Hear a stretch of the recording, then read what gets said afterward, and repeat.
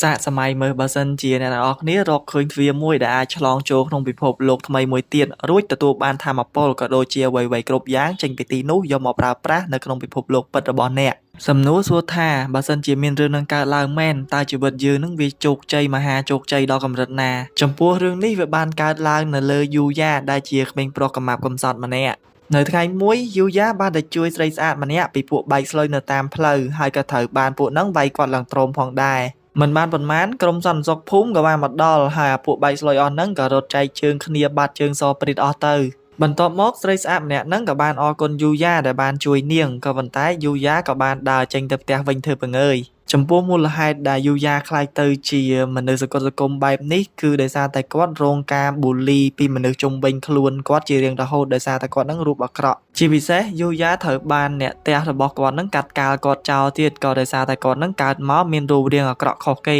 ទោះជាយ៉ាងណាយូយ៉ាក៏មានលោកតាម្នាក់ដែរដែលស្រឡាញ់គាត់ក៏ប៉ុន្តែលោកតាបានចែកឋានទៅបាត់ទៅហើយដោយលោកតាក៏បានបន្សល់ផ្ទះមួយទុកឲ្យយូយ៉ារស់នៅផងដែរពេលមកដល់ផ្ទះវិញយូយ៉ាមានការអន់ចិត្តជាខ្លាំងហើយក៏ខឹងចិត្តពេកដល់កញ្ចក់មួយបែកខ្ទេចក៏ដោយសារតែគាត់នឹងខំជួយគេរហូតក៏ប៉ុន្តែគាត់មិនទទួលបានផលល្អដោយអ្វីដែលតារបស់គាត់បង្រៀនគាត់និងផ្ដាំគាត់តទៅសោះបន្ទាប់ពីគិតរួចយូយ៉ាក៏បានដាល់អញ្ចាំងម្ដាយទៀតរួចក៏បានដឹងថានៅក្នុងអញ្ចាំងហ្នឹងគឺជាបន្ទប់សម្ងាត់នៅក្នុងបន្ទប់ហ្នឹងគឺមានសុទ្ធតែរបស់របរចម្លែកជាច្រើនដែលលោកតារបស់យូយ៉ាហ្នឹងបានរក្សាទុកបន្ទាប់មកយូយ៉ាក៏បានឃើញទ្វារចម្លែកមួយហើយគាត់ក៏បានបើកចូលទៅលេងនៅក្នុងហ្នឹង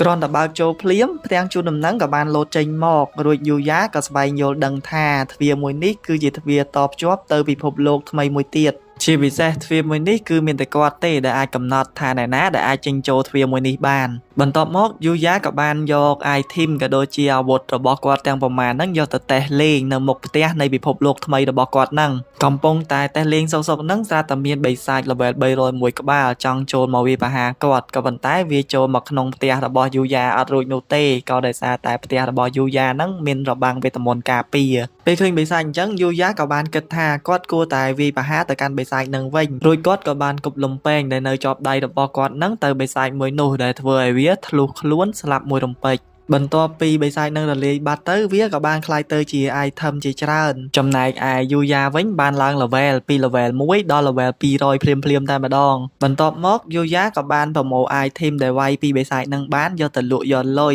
ហើយអាលុយនឹងដែរយកមកចាយនៅក្នុងជីវិតពិតបានទៀតគឺលុយខ្លាំងមែនតែនបើ admin ដូចយូយ៉ាវិញណា admin ចូលនៅក្នុងពិភពលោកថ្មីនឹងហើយដើរទៅវាយបិសាចទេហើយបាន item ទៅប្រមាណលក់យកលុយធ្វើមហាសទ្ធិនៅក្នុងពិភពលោកពិតតែម្ដងនិយាយទៅដឹងតែហ្មងបើសិនជាបានចឹងមែនមិនបាច់ចាំខំប្រឹងធ្វើការរកស៊ីអីទេមួយថ្ងៃដើរទៅវាយបិសាចទៅគឺបានហើយនៅក្នុងយប់ហ្នឹងដែរនៅពេលដែលគាត់ដេកសុកហ្នឹងរាងកាយរបស់គាត់ក៏ចាប់ផ្ដើមផ្លាស់ប្ដូរដល់ពេលព្រឹកឡើងយូយ៉ាក៏បានក្លាយទៅជាបុរសសង្ហាម្នាក់ពេលហ្នឹងយូយ៉ាក៏ដឹងថាមានរឿងអីកើតឡើងចំពោះគាត់ដែរដល់ពេលគាត់ទៅមើលកញ្ចក់ទៅកញ្ចក់គាត់វាយបែកម្សិលមិញបាត់ហើយហ្នឹងក៏ប៉ុន្តែយូយ៉ាដឹងត្រឹមថាខ្លួនរបស់គាត់នឹងស្គមជាងមុនដូចនេះគាត់ក៏សម្រេចចិត្តថាយកលុយដែលគាត់រកបានកាលពីយប់មិញហ្នឹងទៅទិញសម្លៀកបំពាក់ថ្មីយកមកពាក់នៅថ្ងៃបន្ទាប់យូយ៉ាក៏បានត្រឡប់ទៅរៀនវិញជាធម្មតាក៏ប៉ុន្តែសិស្សគ្រប់គ្នានៅក្នុងសាលាហ្នឹងមើលគាត់ឡើងពេញនឹងតែម្ដងក៏ដោយសារតែគាត់នឹងសង្ហាខ្លាំងពេកសូម្បីតែប្រុសគ្នាឯងហ្នឹងក៏ចាប់អារម្មណ៍នឹងរូបរាងសង្ហារបស់គាត់ផងដែរ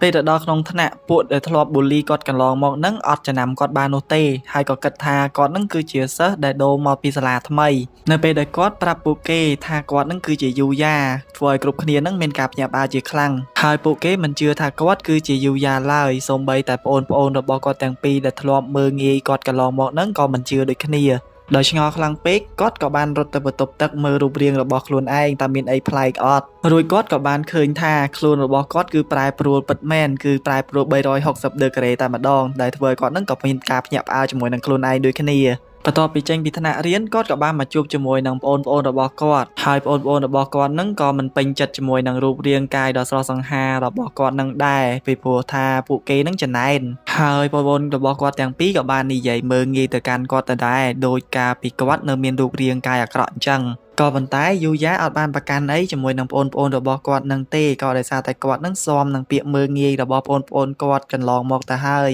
កំពុងតែនិយាយគ្នាហ្នឹងភ្លាមនោះក៏ស្រាប់តែមានឡានឡាំបូមួយឈប់ពីមុខពួកគេហើយនារីដែលយូយ៉ាបានជួយការពីលើកមុនហ្នឹងក៏បានចុះមករកគាត់ចំពោះមូលហេតុដែលនាងមករកយូយ៉ាឃើញហ្នឹងគឺដោយសារតែនាងគឺជាកូនអ្នកមានអញ្ចឹងទៅនាងក៏បានជះលុយជាច្រើនដើម្បីតាមដានយូយ៉ារហូតមកដល់សាលាមួយនេះក្នុងគោលបំណងមកអរគុណយូយ៉ាដែលបានជួយនាងកាលពីលើកមុនហ្នឹងឯងបើទោះបីជាពេលនេះយូយ៉ាបានផ្លាស់ប្ដូរពីរាងកាយកម្មាប់ទៅជាសង្ហាក៏ដោយក៏នាងនៅតែចំណាំកែវភ្នែកដ៏ស្មោះត្រង់របស់យូយ៉ាបន្ទាប់មកនាងក៏បានណែនាំខ្លួនដោយនាងមានឈ្មោះថាខាអូរីពេលហ្នឹងខាអូរីក៏បានបបួលយូយ៉ាឲ្យទៅរៀននៅសាលារបស់ឪពុកនាងវិញដែលសាលារបស់ឪពុកនាងហ្នឹងគឺជាសាលាលំដាប់កំពូលមួយពេលឮដូចនេះយូយ៉ាក៏បានបដិសេធក៏ដោយសារតែគាត់នឹងគិតថាគាត់គ្មានសមត្ថភាពគ្រប់គ្រាន់ក្នុងការទៅរៀននៅសាលាលំដាប់កំពូលអញ្ចឹងទេ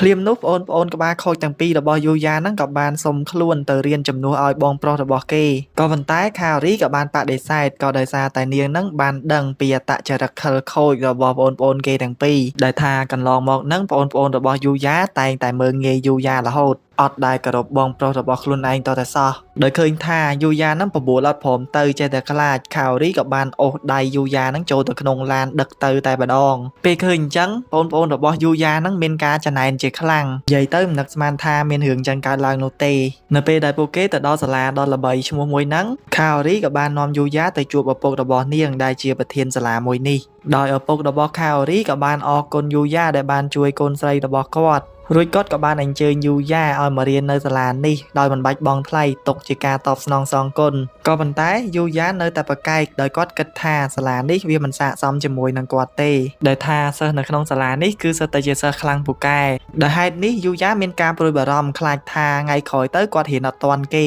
ក៏ប៉ុន្តែលោកប៉ារបស់សាអូរីក៏បានណែនាំអ្នកគ្រូម្នាក់ដែលមានឈ្មោះថាអ្នកគ្រូសាវតាហើយគាត់ក៏បានប្រាប់យូយ៉ាថាឲ្យយូយ៉ានឹងសាករៀននៅនឹង2ថ្ងៃសិនទៅចាំគាត់ឲ្យអ្នកគ្រូសាវតានឹងមើលថែបេះដូងច្រឡំមើលថែយូយ៉ានិយាយទៅប្រហាត់បរៀនយូយ៉ានឹងឲ្យបានល្អពីព្រោះថាអ្នកគ្រូសាវតាគឺជាអ្នកគ្រូដែលល្បីឈ្មោះជាងគេប្រចាំសាលាមួយនេះដែលថាគ្រប់សិស្សគ្រប់គ្នាដែលបានជួបអ្នកគ្រូសាវតាហើយគឺតែងតែសរសើរអ្នកគ្រូថាអ្នកគ្រូនឹងបរៀនល្អឆាប់យល់ឆាប់ចាប់បានហើយចុះបើបរៀនអត់ល្អមិនកើតបើអ្នកគ្រូខ្ជូតម្លឹងនេះបើអេដមីនកូនសិស្សវិញទៅរៀនមួយអ្នកគ្រូសាវតាតែថ្ងៃសៅរ៍ថ្ងៃអាទិត្យទៀតបើសល់ម៉ោងយើងទៅមើលកុនមួយគ្នាហ្មងចង់និយាយអញ្ចឹងបន្ទាប់ពីហ្នឹងយូយ៉ាក៏បានរៀបចំខ្លួនចូលក្នុងថ្នាក់ដំបូងនៃសាលាមួយនេះមុនពេលដែលចូលក្នុងបន្ទប់ហ្នឹងយូយ៉ាមានអារម្មណ៍ថាភ័យពីព្រោះវាអារម្មណ៍អត់ដូចការដែលគាត់នៅរៀននៅសាលាធម្មតានោះទេពេលចូលទៅដល់អ្នកគ្រូសាវតាក៏បានឲ្យយូយ៉ាហ្នឹងណែនាំខ្លួននិយាយពីថាសិស្សគ្រប់គ្នានៅក្នុងថ្នាក់ហ្នឹងទាំងប្រុសទាំងស្រីមើលយូយ៉ាឡើងផ្លឹកអស់ហើយពេលឃើញដូចនេះយូយ៉ាក៏ចាប់ដើមព្រួយបារម្ភខ្លាចតែអ្នកគ្រប់គ្នាហ្នឹងគិតអ្វីមិនល្អជាមួយគាត់តែការពិតទៅគ្រប់គ្នាគឺចាប់អារម្មណ៍ជាមួយនឹងរូបរាងដ៏សង្ហារបស់គាត់នឹងឯងបន្ទាប់ពីណែនាំខ្លួនរួចយូយ៉ាក៏បានទៅអង្គុយតុនៅក្រោយគេក្បែរសិស្សស្រីខ្ជូតម្នាក់ហើយនាងក៏បានចែកសភៅឲ្យយូយ៉ាមើលកំឡុងពេលដែលកំពុងតែរៀនហ្នឹង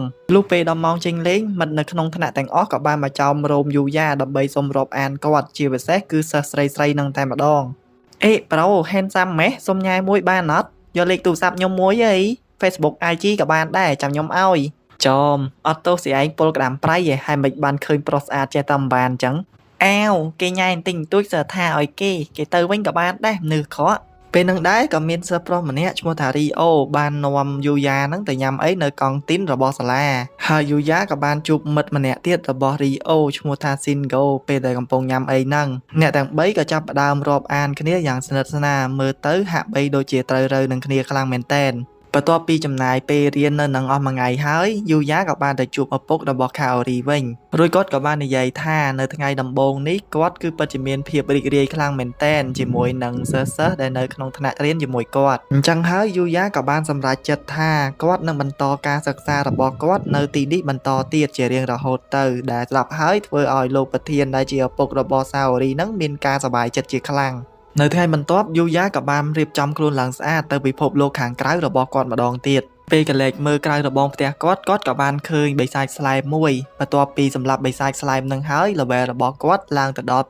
235ក៏ប៉ុន្តែសមត្ថភាពលឿនរបស់គាត់អត់មានកើនឡើងនោះទេដោយសារតែគាត់នឹងសម្លាប់តែបិសាចនៅគៀនផ្ទះ chẳngហើយយូយ៉ាក៏បានសម្រេចចិត្តថានឹងចេញទៅសម្លាប់បិសាចនៅក្រៅផ្ទះវិញម្ដងដើម្បីឲ្យសមត្ថភាពរបស់គាត់កើនឡើងកាន់តែខ្លាំងជាងនេះនៅពេលដែលយូយ៉ាឈានជើងចេញពីរបងផ្ទះបានបន្តិចគាត់ក៏ស្រាប់តែឮសំឡេងស្រែកមួយដោយមិនចាំយូរគាត់ក៏បានទាញលំពែងរបស់គាត់ដើម្បីទៅមើលថាមានរឿងអ្វីកើតឡើងនៅពេលដែលគាត់ទៅដល់គាត់ក៏បានឃើញទាហានការពារជាច្រើនត្រូវបានគេសម្លាប់យ៉ាងសាហាវព្រៃផ្សៃនៅពេលហ្នឹងយូយ៉ាក៏បានឃើញបិសាច Goblin មួយដែលមាន level 200នៅក្បែរនោះពេលឃើញដូចនេះគាត់ក៏បានគិតក្នុងចិត្តថាបិសាច Goblin មួយនេះគឺពិតជាមានគ្រោះថ្នាក់ខ្លាំងណាស់ក៏ប៉ុន្តែគាត់ក៏ស្រាប់តែឃើញនារីម្នាក់ទៀតនៅពីក្រោយបិសាច Goblin មួយហ្នឹងហើយនារីម្នាក់ហ្នឹងមើលទៅហាក់បីដូចជាត្រូវបានរងគ្រោះដោយសារតែបិសាច Goblin មួយហ្នឹងដូចគ្នាភ្លាមនោះយូយ៉ាក៏បានគប់លំពែងរបស់គាត់សម្ដៅទៅបិសាច Goblin មួយហ្នឹងភ្លាមក៏ប៉ុន្តែត្រូវបានវា reflect តន់បន្ទាប់មកយូយ៉ាក៏បានប្រើ skill ជើងរន្ទះរបស់គាត់ហក់ធាក់បិសាច Goblin ហ្នឹងមួយជើងចំកណ្ដាលមុខដែលធ្វើឲ្យវាងាប់បាត់ទៅបន្ទាប់ពីបានយកឈ្នះបិសាច Goblin មួយហ្នឹងហើយគាត់ក៏បានងាកទៅសួរនារីម្នាក់នោះវិញថាមានកើតអីអត់ក៏ប៉ុន្តែភ្លាមនោះស្រាប់តែមានបិសាច Goblin មួយទៀតមកវាយប្រហារគាត់ពីក្រោយដែលធ្វើឲ្យគាត់នឹងប៉ើងទៅបុកដើមឈើមួយនៅពេលហ្នឹងយូយ៉ាក៏បានឲ្យយើងដឹងថាបិសាច Goblin មួយហ្នឹងគឺមានល្បឿនលឿនជាងគាត់ក៏ដូចជាកម្លាំងក៏ខ្លាំងជាងគាត់ដូចគ្នាក៏ប៉ុន្តែទោះជាយ៉ាងណាយូយ៉ាអត់ព្រមចោះចាញ់បិសាចមួយហ្នឹងនោះទេគាត់ក៏ព្យាយាមប្រើអាវុធរបស់គាត់មានទាំងប្រមាណហ្នឹងវាប្រហារទៅកាន់ Goblin មួយហ្នឹងវិញនៅទីបំផុតគាត់ក៏អាចយកឈ្នះបិសាច Goblin ហ្នឹងបានដោយគាត់បានកាត់បិសាច Goblin ហ្នឹងដាច់ខ្លួនជាពីរតែម្ដងបន្ទាប់មកយូយ៉ាក៏បានត្រឡប់ទៅមើលនារីម្នាក់នោះវិញដោយយូយ៉ាឆ្ងល់ខ្លាំងមែនទែនព្រោះគាត់មិនដែលនឹកស្មានថាមានមនុស្សនៅក្នុងពិភពលោកនេះតតែសោះមិនទាន់នឹងបាននិយាយជាមួយនឹងនារីម្នាក់នឹងដឹងរឿងផងនារីម្នាក់នោះក៏បានសន្លប់ហើយពេលហ្នឹងគាត់ក៏បានឮសំឡេងទាហានមួយក្រុមកំពុងតែស្វែងរកនារីម្នាក់នឹងដូចនេះគាត់ក៏បានប្រើ skill បំបាំងកាយដើម្បីលាក់ខ្លួននៅពេលដែលកំពុងតែលាក់ខ្លួននៅក្បែរហ្នឹងយូយ៉ាក៏បានដឹងថានារីម្នាក់ហ្នឹងគឺជាព្រះនាងដែលមានឈ្មោះថា Lexiaត្រឡប់មកដល់ផ្ទះវិញយូយ៉ាក៏បានគិតពីសុខទុក្ខរបស់ព្រះនាងដោយគាត់បានគិតថាប្រហែលជាពេលនេះព្រះនាងមិនមានបញ្ហាអ្វីនោះទេក៏ដោយសារតែមានពួកទាហាននឹងចាំជួយព្រះនាងហើយបន្ទាប់មកយូយ៉ាក៏បានទៅផ្សារទំនើបដើម្បីទិញសម្លៀកបំពាក់យកមកទុកស្លៀកពាក់បន្ថែមទៀតនៅក្នុងផ្សារទំនើបនឹងដែរមនុស្សគ្រប់គ្នាមើលមកយូយ៉ានឹងដូចតារាអញ្ចឹងបើទោះបីជាគាត់នឹងស្លៀកពាក់កៅអៅសអញ្ចឹងក៏ដោយកំពុងតែដើររើសកៅអៅនៅក្នុងហាងសុកហ្នឹងភ្លាមនោះក៏ស្រាប់តែមាន director ម្នាក់ចាប់យូយ៉ាហ្នឹងយកទៅធ្វើជាតួ model ជំនួសដោយ director ម្នាក់ហ្នឹងគឺតម្រូវឲ្យយូយ៉ាថតជាមួយនឹងតួ model ស្រីដ៏ល្បីឈ្មោះនិងស្រស់ស្អាតម្នាក់ឈ្មោះថាមីយូហើយមូលហេតុដែលគេយកយូយ៉ាទៅថតជំនួសហ្នឹងគឺដោយសារតែតួប្រុសដែលត្រូវថតជាមួយមីយូហ្នឹងអត់ទាន់មកដល់ទេអញ្ចឹងហើយក៏យកយូយ៉ាទៅជំនួសតែម្ដងទៅព្រោះគេខ្លាចថតអត់ទាន់ពេលវេលានៅពេលហ្នឹងយូយ៉ាដូចយើងភ័យខ្លាចព្រោះគាត់អត់ធ្លាប់ថត model កន្លងមកនោះទេក៏ប៉ុន្តែដោយសារតែអ្នកជំនាញខ្លួនគាត់នឹងមើលទៅដូចយើងទុកចិត្តលើគាត់ខ្លាំងអញ្ចឹងហើយដោយប្រកាយអត់បានគាត់ក៏យល់ព្រមជួយតែម្ដងទៅកំឡុងពេលដែលថតហ្នឹងនៅពេលដែលប្លង់ថតឆ្ងាយពីគ្នាយូយ៉ាធ្វើបានល្អខ្លាំងមែនតែនតែដល់ពេលថតប្លង់ស្និទ្ធស្នាលមួយគ្នាវិញយូយ៉ាដូចរៀងអៀនមិនទេពីព្រោះគាត់អត់ដែលស្និទ្ធស្នាលជាមួយមនុស្សស្រីអញ្ចឹងកន្លងមកក៏ហើយមីយូវិញក៏ប៉ិនទៀតដល់ពេលឃើញគេអៀនចឹងហើយចាប់អោបគេរឹតគេមើលអាអីគេនោះប៉ះគេរហូតនិយាយទៅពេលនឹងយូយ៉ាក្តៅខ្លួនឡើងបែកញើសអស់ហើយស្របពេលជាមួយគ្នានឹងដែរនៅឯខាងប៉នាង Lexia វិញនៅពេលនេះប៉នាងបាននឹកទៅដល់យូយ៉ាខ្លាំងមែនតែនពីព្រោះថាប៉នាងចាប់ផ្ដើមលងស្រឡាញ់យូយ៉ាហើយរួចប៉នាងក៏សម្រេចចិត្តថានឹងចេញទៅក្រៅស្វែងរកយូយ៉ាដើម្បីចាប់យូយ៉ាយកមកធ្វើប្តីឲ្យបានត្រឡប់មកកាន់ផ្សារទំនើបឯនេះវិញពេលនេះយូយ៉ាហើយនឹងមីយូបានថតរួចរាល់ហើយយើងឃើញថាមីយូក្រោយពេលដែលថតហើយគឺធម្មតាចំណែកឯយូយ៉ាវិញបែកញើសពេញខ្លួនអត់ដឹងថាថតហត់អស់កម្លាំងឬក៏មកពីមូលហេតុអីទេមុនហ្នឹងទោះជាយ៉ាងណាយូយ៉ានិងមីយូក៏បានសរសើរគ្នាទៅវិញទៅមកថាពួកគេទាំងពីរហ្នឹងប្រកែរៀងខ្លួនហើយអ្នកទាំងពីរក៏បាននិយាយគ្នាលេងញ៉ែគ្នាឡើងវល់ពេញហ្នឹងធ្វើឲ្យ fan ដែលកំពុងឈរមើលពួកគេហ្នឹងចំណែននឹង idol ទាំងពីរហ្នឹងខ្លាំងមែនតែនកំពុងតែអង្គុយសុកភ្លាមនោះក៏ស្រាប់តែអាប៉ែមួយដែលត្រូវថតមួយមីយូហ្នឹងក៏បានមកដល់ប្រូមួយហ្នឹងយើងមើលទៅឃើញថាស្អាតហើយនឹងល្បីខ្លាំងដែរក៏ប៉ុន្តែរៀងបែកស្លុយបន្តិចដោយគេមកដល់ភ្លាមក៏បានមកញ៉ៃញ៉ៃជាមួយនឹងមីយូឃើញដូចនេះយូយ៉ាក៏បានចូលទៅខាត់ភ្លាមនោះប្រូមួយហ្នឹងក៏បានព្យាយាមវាយទៅកាន់យូយ៉ាមួយដៃក៏ប៉ុន្តែត្រូវបានយូយ៉ាកិច្ចផុត រួចចាប់ដៃជាប់បោកគេផ្ងាជើងថែមទៀតដែលធ្វើឲ្យ fan នៅពេលដែលឃើញហើយមានការភ្ញាក់ផ្អើលជាខ្លាំងនៅពេលហ្នឹងយូយ៉ាក៏ចាប់ផ្ដើមព្រួយបារម្ភក៏ដោយសារតែគាត់នឹងបានធ្វើបាប idol នៅចំពោះមុខ fan របស់គេក៏ប៉ុន្តែផ្ទុយមកវិញភ្លាមនោះ fan ទាំងអស់ហ្នឹងបែរជាហូរកោតសរសើរដល់យូយ៉ាទៅវិញដោយសារតែ fan ទាំងអស់ហ្នឹងឃើញថាយូយ៉ាមិនត្រឹមតែសង្ហានោះទេថែមទាំងខ្លាំងពូកែថែមទៀតចំណែកឯ Pro Model អន់ចរិតនេះវិញ manager របស់គេក៏នាំគេរត់ចេញពីទីហ្នឹងក៏ដោយសារតែគេនឹងខ្លាចខ្មាស់ fan ក្រោយមកលោក director របស់ Miyu នឹងក៏បានអរគុណយូយ៉ាដែលបានជួយគាត់ថតជំនួសនៅថ្ងៃនេះដោយចង់តបស្នងសងគុណទៅកាន់យូយ៉ាគាត់ក៏បានឲ្យឱកាសការងារជា model នឹងទៅឲ្យយូយ៉ាក៏ប៉ុន្តែយូយ៉ាក៏បានបដិសេធដោយសារតែគាត់នឹងអត់សូវស្រឡាញ់ខាង model នឹងប្រហែលទេជំនួសមកវិញលោក director ក៏បានឲ្យសម្លៀកបំពាក់ជាច្រើនទៅឲ្យយូយ៉ាដើម្បីទុកជាកាដូដែលបានជួយគាត់នៅថ្ងៃនេះរួចយូយ៉ាក៏យល់ព្រមទទួលយកវាក្រោយពីហេតុការណ៍ថ្ងៃនេះបានកើតឡើងយូយ៉ាចាប់ផ្ដើមល្បីខ្លាំងមែនទែនមានក្រុមហ៊ុន model ធំជាច្រើនបានដាក់គោលដៅតាក់ទងគាត់ដើម្បីឲ្យគាត់នឹងទៅធ្វើការជាមួយនឹងពួកគេកាត់មកដល់ពិភពលោករបស់ពនាង Lexia វិញយើងឃើញថាកងទ័ពរបស់ពនាងកំពុងតែប្រយុទ្ធគ្នាជាមួយនឹងពួក Goblin នៅក្នុងព្រៃដែលជាកន្លែងដែលពនាងបានជួបជាមួយនឹងយូយ៉ាលើកដំបូងភ្លាមនោះស្រាប់តែមានបិសាច Goblin មួយក្បាលស៊ូសមកបង្ហាញខ្លួននៅពីក្រោយពនាងក៏ប៉ុន្តែយូយ៉ាក៏បានបង្ហាញខ្លួនហើយមកជួយពនាងទាន់ពេលវេលាបន្ទាប់ពីបានជួយសម្លាប់ពួកបិសាច Goblin នឹងអស់ហើយយូយ៉ាក៏បានឲ្យថ្នាំដើម្បីព្យាបាលរបួសទៅកាន់ពួកទាហានរបស់ពនាងផងដែរបន្ទាប់មកពនាង Lexia ក៏បានដើរសម្ដៅទៅរកយូយ៉ារួចក៏សុំយូយ៉ារៀបការជាមួយនឹងព្រះនាងនៅនឹងកន្លែងនឹងភ្លាមតែម្ដងដែលវាបានធ្វើឲ្យក្រុមទាហានក៏ដូចជាយូយ៉ានឹងគាំងជាមួយនឹងពនាងខ្លាំងមែនតែនភ្លាមនោះមេតបរបស់ពនាងដែលមានឈ្មោះថា Alen នឹងក៏បានចូលមកដល់ដោយ Alen បានបញ្យល់ប្រាប់ពនាងថា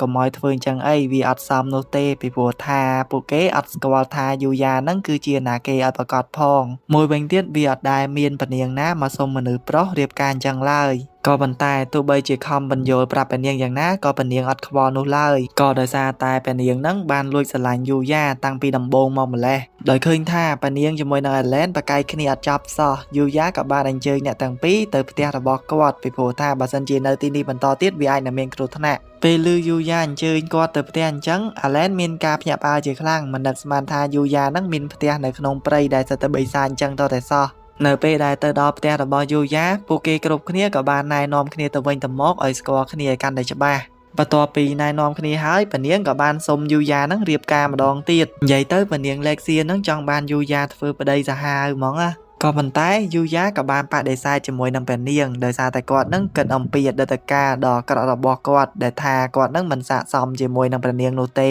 ពេលយល់ដូចនេះពនាងក៏ចង់ឲ្យយូយ៉ានឹងធ្វើមិត្តជាមួយនាងវិញរួចយូយ៉ាក៏បានយល់ព្រមជាមួយនឹងពនាងផងដែរនៅពេលដែលធ្វើដំណើរត្រឡប់ទៅវិញពនាង Lexia ក៏បានផ្ដាំយូយ៉ាថាថ្ងៃណាមួយនាងនឹងយកឈ្នះបេះដូងរបស់យូយ៉ាឲ្យបានចាំតែមើលទៅ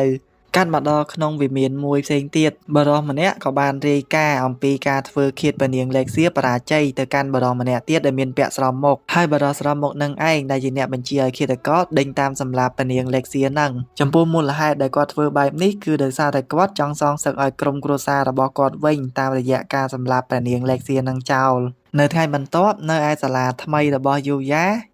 ត្រូវបានអ្នកគ្រូសាវតាណែនាំខ្លួនគាត់ជាសិស្សផ្លូវការទៅកាន់មិត្តរួមថ្នាក់ទាំងអស់គ្នាហើយយើងក៏បានឃើញថារីអូហើយនិងស៊ីនហ្គោពេលឃើញយូយ៉ាអញ្ចឹងសប្បាយចិត្តជាខ្លាំងនៅថ្ងៃនេះដែរនៅក្នុងសាលាមានការប្រកួតបាល់ទាត់មួយហើយយូយ៉ារបស់យើងក៏បានចូលទៅមើលផងដែរកំពុងតែអង្គុយមើលគេលេងសុកហ្នឹងភ្លាមនោះក៏ស្រាប់តែមានសិស្សស្រីសស្អាតម្នាក់ទៀតហើយមកចាប់អារម្មណ៍ជាមួយនឹងគាត់ដែលនាងមានឈ្មោះថាកៃដេពេលហ្នឹងកៃដេក៏បានមកអង្គុយចិត្តយូយ៉ាហើយសួរគាត់ថាមិនបានអត់ចូលលេងគេអញ្ចឹងហើយយូយ៉ាក៏បានប្រាប់ថាមកពីគាត់នឹងអត់ទាន់មានអាវកីឡាពេលនោះអ្នកដែលកំពុងតលេងបាល់នៅក្នុងតារាងហ្នឹងក៏បានទាត់បាល់ផ្លត់ស្នៀតហើយបាល់ហ្នឹងក៏បានហោះសម្ដៅទៅរកកៃដេក៏ប៉ុន្តែត្រូវបានយូយ៉ាជួយនាងទាន់ដោយយូយ៉ាបានទាត់បាល់ហ្នឹងត្រឡប់ទៅវិញហើយថែមទាំងចូលហ្គោលថែមទៀតគឺពិតជាអស្ចារ្យខ្លាំងមែនទែនពេលឃើញដូចនេះគ្រប់គ្នាក៏ចាប់ផ្ដើមគាំងជាមួយនឹងយូយ៉ាទៀតហើយមិននឹកស្មានថាកម្លាំងជើងរបស់យូយ៉ាគឺសាហាវដល់ថ្នាក់ហ្នឹងសោះចំណែក ឯកៃដេវិញមានការរំភើបជាខ្លាំងក៏ដោយសារតែយូយ៉ាហ្នឹងបានជួយនាងបន្ទាប់មកនៅឯបន្ទប់ផ្លាសម្លៀកបំពាក់កៃដេក៏បានប្រាប់រឿងរ៉ាវទាំងអស់នេះទៅកាន់ខាអូរីជាមួយនឹងមិត្តស្រីដទៃទៀតពេលឮហើយមានសិស្សស្រីម្នាក់ក៏បាននិយាយថាយូយ៉ាសង្ហាហើយប៉ាកែអញ្ចឹងច្បាស់ណាស់ប្រកាសជាគាត់មានសង្សារហើយក៏ប៉ុន្តែខាអូរីជាមួយនឹងកៃដេក៏បានប្រកែកនិយាយព្រមគ្នាតែម្ដងថាយូយ៉ាហ្នឹងគឺអត់ទាន់មានសង្សារនោះទេ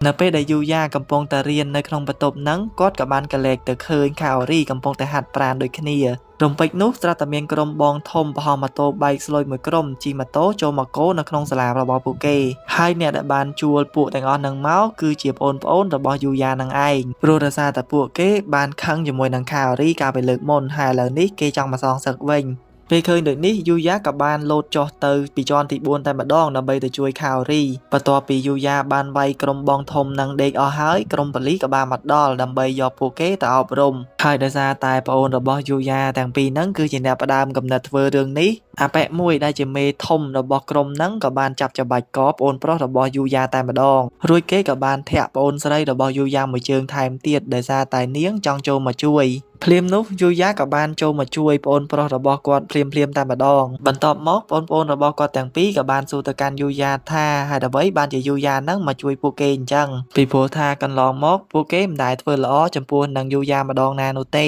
ក៏ប៉ុន្តែយូយ៉ាក៏បានឆ្លើយទៅវិញថាបើទោះបីជាប្អូនរបស់គាត់ទាំងពីរហ្នឹងមើលងាយនឹងធ្វើអាក្រក់ជាមួយនឹងគាត់យ៉ាងណាក៏ដោយក៏គាត់មិនអាចបោះបង់គ្រួសាររបស់គាត់ចោលបាននោះឡើយគ្រាន់តែលើពាក្យនេះភ្លាមធ្វើឲ្យប្អូនរបស់គាត់ទាំងពីរហ្នឹងស្រក់ទឹកភ្នែករួចពួកគេក៏បានដឹងពីកំហុសរបស់ខ្លួនដែលបានប្រព្រឹត្តតាំងពីកន្លងមកនៅថ្ងៃបន្ទាប់យូយ៉ាក៏បានតាំងចិត្តថានឹងចេញទៅស្វែងយល់បន្ថែមទៀតឲ្យដឹងកាន់តែច្បាស់អំពីពិភពលោកថ្មីដែលគាត់បានរកឃើញមួយនេះបើទោះបីជាគាត់ដឹងថានៅខាងក្រៅមានបិសាចខ្លាំងនិងសាហាវក៏ដោយក៏គាត់នៅតែចេញទៅនៅពេលដែលគាត់ចេញទៅព្រៃបានជ្រៅបន្តិចគាត់ក៏បានឮកូនសត្វឌីម៉ុនមួយកំពុងតែយំហើយយើងក៏បានឃើញថាមានបិសាចអុកដ៏ធំមួយកំពុងតែវាយគ្នាជាមួយនឹងកូនសត្វឌីម៉ុនហ្នឹងនៅពេលហ្នឹងកូនសត្វឌីម៉ុនអន់ខ្លាំងណាស់មិនអាចវាយតទល់ជាមួយនឹងបិសាចអុកហ្នឹងបានទៀតនោះទេយូយ៉ាក៏បានលបមើលពួកវានៅពីក្រោយហើយក៏បានដឹងថាបិសាចអុកមួយហ្នឹងមាន level រហូតដល់ទៅ600ឯណោះយូយ៉ាក៏បានគិតថាប្រហែលជាគាត់មិនអាចយកឈ្នះបិសាចអុកហ្នឹងបាននោះទេពីព្រោះ level របស់គាត់តូចជាងហើយគាត់ក៏សម្រេចចិត្តត្រឡប់ទៅវិញដោយមិនជួយកូនសត្វឌីម៉ុនមួយហ្នឹងទេបិសាចអុកមួយនោះក៏បានបន្តវាយប្រហារទៅលើកូនសត្វឌីម៉ុនមួយហ្នឹងដែលវាបានជន់មួយជើងពេញទំហឹងតែម្ដងចំណែកឯយូយ៉ាវិញនៅពេលដែលគាត់ឮសំឡេងកូនសត្វមួយនឹងស្រែកគាត់ក៏បាននឹកទៅដល់សម្ដីរបស់លោកតារបស់គាត់ដែលលោកតារបស់គាត់នឹងបានបង្រៀនយូយ៉ាថាឲ្យគាត់នឹងចេះជួយអ្នកណាដែលទន់ខ្សោយបើទោះបីជាយើងស្ថិតនៅក្នុងកលៈទេសៈណាក៏ដោយក្រោយពីរំលឹកដល់សម្ដីលោកតារួចយូយ៉ាក៏បានសម្រេចចិត្តទៅជួយកូនសត្វបិសាចនឹងវិញនៅពេលដែលទៅដល់យូយ៉ាក៏បានគប់បិសាចអុកនឹងមួយលំពេងហើយក៏បានយកឈ្នះវាបានដោយងាយស្រួលពេលឃើញអញ្ចឹងគាត់ក៏មានអារម្មណ៍ថាខ្មាស់ខ្លួនឯងជាខ្លាំងម្រងតែជួយបានហើយអត់ព្រមជួយទេទុកឲ្យបិសាចអុកនឹងវាយកូនសត្វឌីម៉ុននឹងឡើងចិត្តងាប់ចិត្តរស់រួចគាត់ក៏បានរំលឹកដល់ការពីដំបូងដែលគាត់នឹងមានត្រឹមតែ level 1ទេតែគាត់អាចយកអាវុធនឹងសម្រាប់បិសាចដែលមាន level ដល់ទៅ300បន្ទាប់មកយូយ៉ាក៏បានទៅមើលកូនសត្វឌីម៉ុនមួយហ្នឹងក៏ប៉ុន្តែវាក៏បានកហឹមដាក់យូយ៉ាវិញក៏ដោយសារតែវាកំពុងតែត្រូវរបួសចឹងហើយវារៀងកាចបន្តិចហើយដល់ពេលអញ្ចឹងយូយ៉ាក៏បានយកថ្នាំទៅព្យាបាលរបួសឲ្យវាដែលធ្វើឲ្យវានឹងចូលចិត្តយូយ៉ាខ្លាំងមែនទែនបន្ទាប់ពីស្វែងយល់ពីកូនសត្វបិសាចនឹងហើយយូយ៉ាក៏បានសម្រេចចិត្តថានឹងយកវាធ្វើជាដៃគូរួមដំណើរជាមួយនឹងគាត់យូយ៉ាក៏បានបើកស្គៀលដើម្បីចាប់វាយកមកចិញ្ចឹមហើយគាត់ក៏បានឃើញថាកូនសត្វបិសាចមួយហ្នឹងគឺមាន level រហូតដល់ទៅ500ឯណោះដោយសារតែកូនសត្វបិសាចហ្នឹងអត់ទាន់មានឈ្មោះទេចឹងហើយយូយ៉ាក៏បានដាក់ឈ្មោះឲ្យវាមួយតាមរយៈរូបរាងខាងក្រៅរបស់វាដោយយូយ៉ាបានដាក់ឈ្មោះឲ្យវាថាណៃដែលបកប្រែជាភាសាជប៉ុនថាពេលយប់ហើយមូលហេតុដែលយូយ៉ាដាក់ឈ្មោះឲ្យវាអញ្ចឹងគឺដោយសារតែគាត់ឃើញសពលវារៀងខ្មៅចឹងហើយគាត់ក៏ដាក់ឈ្មោះឲ្យវាអញ្ចឹងហ្មងទៅនៅពេលបន្ទាប់យូយ៉ាក៏បានយកណៃទៅដើរលេងនៅក្នុងពិភពលោកពិតនៅក្នុងសួនមួយកន្លែងនៅកន្លែងហ្នឹងស្រីក៏ចាប់ផ្ដើមសម្លឹងមើលយូយ៉ាមិនដាក់ភ្នែកទៀតហើយដោយពួកគេគិតថាយូយ៉ាហ្នឹងគឺពិតជាសង្ហាខ្លាំងមែនតែនគ្មានប្រុសណាសង្ហាដូចនោះទេចំណែកឯសាន់ចិមរបស់គាត់ណៃវិញគឺខ្ជូតដូចគ្នានិយាយទៅពីរនាក់ហ្នឹងសមគ្នាតែម្ដងកំពុងតែបដើណៃដើរលេងនៅក្នុងសួនសុកហ្នឹងចៃដន្យអីយូយ៉ាក៏បានជួបជាមួយនឹងខាអូរីគាត់ក៏បានណែនាំណៃទៅឲ្យនាងស្គាល់ហើយនាងក៏ចាប់ផ្ដើមលេងជាមួយនឹងណៃផងដែរកំពុងតែនិយាយគ្នាលេងញ៉ែគ្នាសុកហ្នឹងភ្លាមនោះក៏ស្រាប់តែមានមនុស្សស្រីម្នាក់មកស្រែកហៅយូយ៉ាពីក្រោយពេលកលែកមើលទៅនាងគឺជាមីយូនឹងឯងដែលនាងគឺជាតារា model ដែលយូយ៉ាបានថតជាមួយកាលពីលើកមុនណោះ ដល់ក៏ឲ្យអាទេសភ្លើងរត់មកបុកគ្នាបដ ாய் ដឹងមិនទេនេះយូយ៉ាចាំមើលទៅមីយូក៏បានប្រាប់យូយ៉ាថានាងគឺមកដើរលេងនៅទីនេះតាមមួយផ្លែតទេដោយសារតែនាងនឹងត្រូវបញ្ញាប់ទៅថតវិញហើយកន្លែងថតរបស់មីយូនៅថ្ងៃហ្នឹងគឺនៅម្ដុំហ្នឹងបើសិនជាយូយ៉ាចង់ទៅលេងក៏បានដែរបន្ទាប់មកមីយូក៏ដល់ម៉ោងត្រឡប់ទៅវិញនៅពេលដែលមីយូចេញទៅផតខារីក៏បានសួរយូយ៉ាថាតើមីយូនឹងគឺជាសង្សាររបស់គាត់មែនដែលវាធ្វើឲ្យយូយ៉ាគាំងជាខ្លាំងហើយយូយ៉ាក៏បានបញ្យល់ថាគាត់គឺបានជួបមីយូកាលពីនៅ supermarket នៅពេលហ្នឹងគឺមានគេសុំឲ្យគាត់ថត model ជាមួយនឹងមីយូហើយពួកគេទាំងពីរក៏ស្គាល់គ្នារាប់អានគ្នាតាំងពីពេលហ្នឹងមកគឺគ្មានអ្វីលើសហ្នឹងទេទោះបីជាយូយ៉ាខំប្រាប់ខារីអញ្ចឹងក៏ដោយក៏ខារីនៅតែមិនជឿយូយ៉ាឡើយព្រាមនោះក៏ស្រាប់តែមានចោរឆក់កាបូបមួយនៅក្បែរនោះពេលឃើញដូចនេះយូយ៉ាក៏បានប្រាប់ឲ្យណៃដេញចាប់ចោរម្នាក់ហ្នឹងបន្ទាប់ពីណៃចាប់ចោរម្នាក់ហ្នឹងបានហើយយូយ៉ាក៏ប្រាប់ឲ្យខារីទេហៅប៉ូលីសព្រាមនោះលោកចោរក៏បានរួចខ្លួនចេញពីមាត់របស់ណៃហើយគេបំរុងនឹងចាប់ខារីធ្វើជាចំណាប់ខ្មាំងក៏ប៉ុន្តែមិនទាន់បានធ្វើអីខារីផងយូយ៉ាក៏បានចាត់ការចោរម្នាក់ហ្នឹងឡើងដេកស្អាតពេលនោះគ្រប់គ្នាដែលបានឃើញហេតុការណ៍ហ្នឹងមានការកោតសរសើរជាមួយនឹងយូយ៉ាជាខ្លាំងថាគាត់ហ្នឹងគឺពិតជាអស្ចារ្យខ្លាំងមែនតែនរួចខារីក៏បានអរគុណទៅកាន់យូយ៉ាដែលបានជួយនាងម្ដងទៀតពួកគេក៏បានបកគោលចោរម្នាក់ហ្នឹងទៅឲ្យខាងប៉ូលីសដើម្បីចាត់ការបន្តហើយយូយ៉ាក៏បានត្រឡប់មកដល់ផ្ទះវិញយូយ៉ាក៏បានបន្តចូលទៅក្នុងពិភពលោកថ្មីជាមួយនឹងណៃដើម្បីធ្វើការរករកឲ្យកាន់តែជ្រៅនៅក្នុងព្រៃមួយនេះពួកគេទាំងពីរបានជួបជាមួយនឹងបិសាចជាច្រើនហើយនៅពេលហ្នឹងពួកគេក៏បានជួបជាមួយនឹងបិសាចអុកមួយទៀតក៏ប៉ុន្តែពេលនេះណៃគឺអាចយកឈ្នះបិសាចអុកនឹងបានដោយខ្លួនឯងមិនចាំបាច់មានជំនួយពីយូយ៉ានោះទេពួកគេក៏បានបន្តដំណើរទៅមុខទៀតរហូតដល់បានជួបជាមួយនឹងបិសាចក្តានវេទមន្តមួយដែលវាមានlevel រហូតដល់ទៅ630 level ឯណោះកំឡុងពេលដែលអ្នកទាំងពីរប្រយុទ្ធគ្នាជាមួយនឹងបិសាចក្តានហ្នឹងយើងឃើញថាបិសាចនេះមានថាមពលវេទមន្តខ្លាំងមែនតែនយូយ៉ាមិនអាចមានឱកាសចូលទៅជិតវាដើម្បីសម្លាប់វាបានតតែសោះដោយហេតុនេះយូយ៉ាក៏បានប្រាប់ឲ្យណៃហ្នឹងចេញទៅបិឆោតបិសាចក្តានហ្នឹងនៅពេលដែលអាកាសល្អយូយ៉ាក៏អាចសម្លាប់បិសាចក្តានហ្នឹងបានសម្រេចនៅពេលដែលវារលាយបាត់ទៅយើងឃើញថាបិសាចមួយនេះមានផ្ទុកនៅអាយថឹមល្អខ្លាំងមែនតែនហើយសត្វសាហាវថែមទៀតជាពិសេសគឺស្នែងវេទមន្តរបស់វាទាំងពីរនឹងតែម្ដងដោយមិនចាំយូរយូយ៉ាក៏បានប្រមូលអាយថឹមទាំងអស់នឹងទុកនៅពេលហ្នឹងយូយ៉ាក៏បានឡើង level ដល់240ចំណែកឯណៃវិញបានឡើងដល់510ក្រោយមកពួកគេក៏បានរកឃើញរូងភ្នំមួយរួចក៏សម្រេចចិត្តចូលទៅឆែកមើលក្នុងហ្នឹងថាវាមានអីគេនៅពេលដែលយូយ៉ាបើក map មើលទៅឃើញថានៅក្នុងរូងភ្នំហ្នឹងអត់មានសត្រូវនោះទេ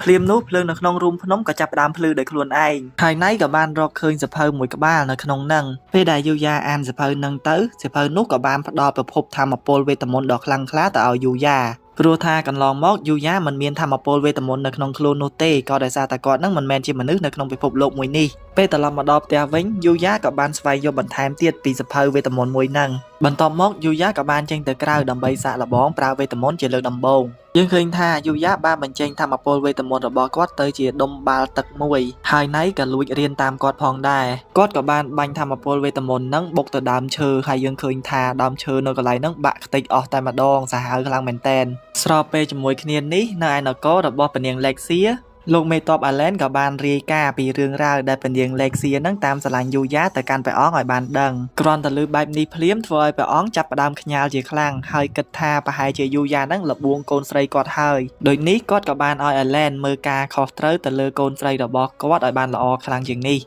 កាត់មកដល់ពិភពលោកពិតរបស់យូយ៉ាឯនេះវិញនៅថ្ងៃនេះពួកគេបាននាំគ្នាទៅលេងនៅផ្សារទំនើបមួយកន្លែងហើយពួកគេក៏បានចូលលេងនៅក្នុងកន្លែងហ្គេមពេលហ្នឹងយូយ៉ាក៏បានប្រើ skill ពិសេសរបស់គាត់ចាប់តុក្កតាចាប់រង្វាន់ឲ្យនារីតែជាមិត្តភក្តិរបស់គាត់នឹងឡើងពេញហ្នឹងហ្មងដែលវាបានធ្វើឲ្យមិត្តស្រីទាំងអស់ហ្នឹងកាន់តែចូលចិត្តគាត់បន្ថែមទៀតបន្ទាប់មកពួកគេក៏បានបំបែកផ្លូវគ្នាដោយខាងស្រីឡើងទៅជាន់ខាងលើ shopping បន្តចំណែកឯខាងប្រុសវិញនៅជាន់ក្រោមញ៉ាំកាហ្វេជាអកុសលពេលនោះក៏សាតែមានភ្លើងឆេះនៅឯជាន់ខាងលើដែលវាបានធ្វើឲ្យយូយ៉ាមានការបារម្ភជាមួយនឹងក្រុមមិត្តស្រីរបស់គាត់ជាខ្លាំងបន្ទាប់មកយូយ៉ាក៏បានដឹងថាក្រុមស្រីគឺជាប់នៅជាន់ខាងលើនឹងឯងរួចគាត់ក៏បានឡើងទៅខាងលើដើម្បីជួយពួកគេដោយប្រើវេទមន្តដែលគាត់ទើបតែរៀនចេះថ្មីនេះគាត់ក៏បានជួយពួកគេម្ដងម្នាក់រហូតតតែអស់ចេញពីភ្នក់ភ្លើងនៅកន្លែងហ្នឹងបន្ទាប់ពីគ្រប់គ្នាមានសុវត្ថិភាពអស់ហើយឪពុករបស់ខាអូរីក៏បានមកដល់រួចគាត់ក៏បានអរគុណទៅកាន់យូយ៉ាដែលបានជួយកូនស្រីរបស់គាត់ម្ដងទៀតពេលត្រឡប់មកដល់ផ្ទះវិញយូយ៉ាក៏បានរៀនប្រើវេទមន្តផ្សេងទៀត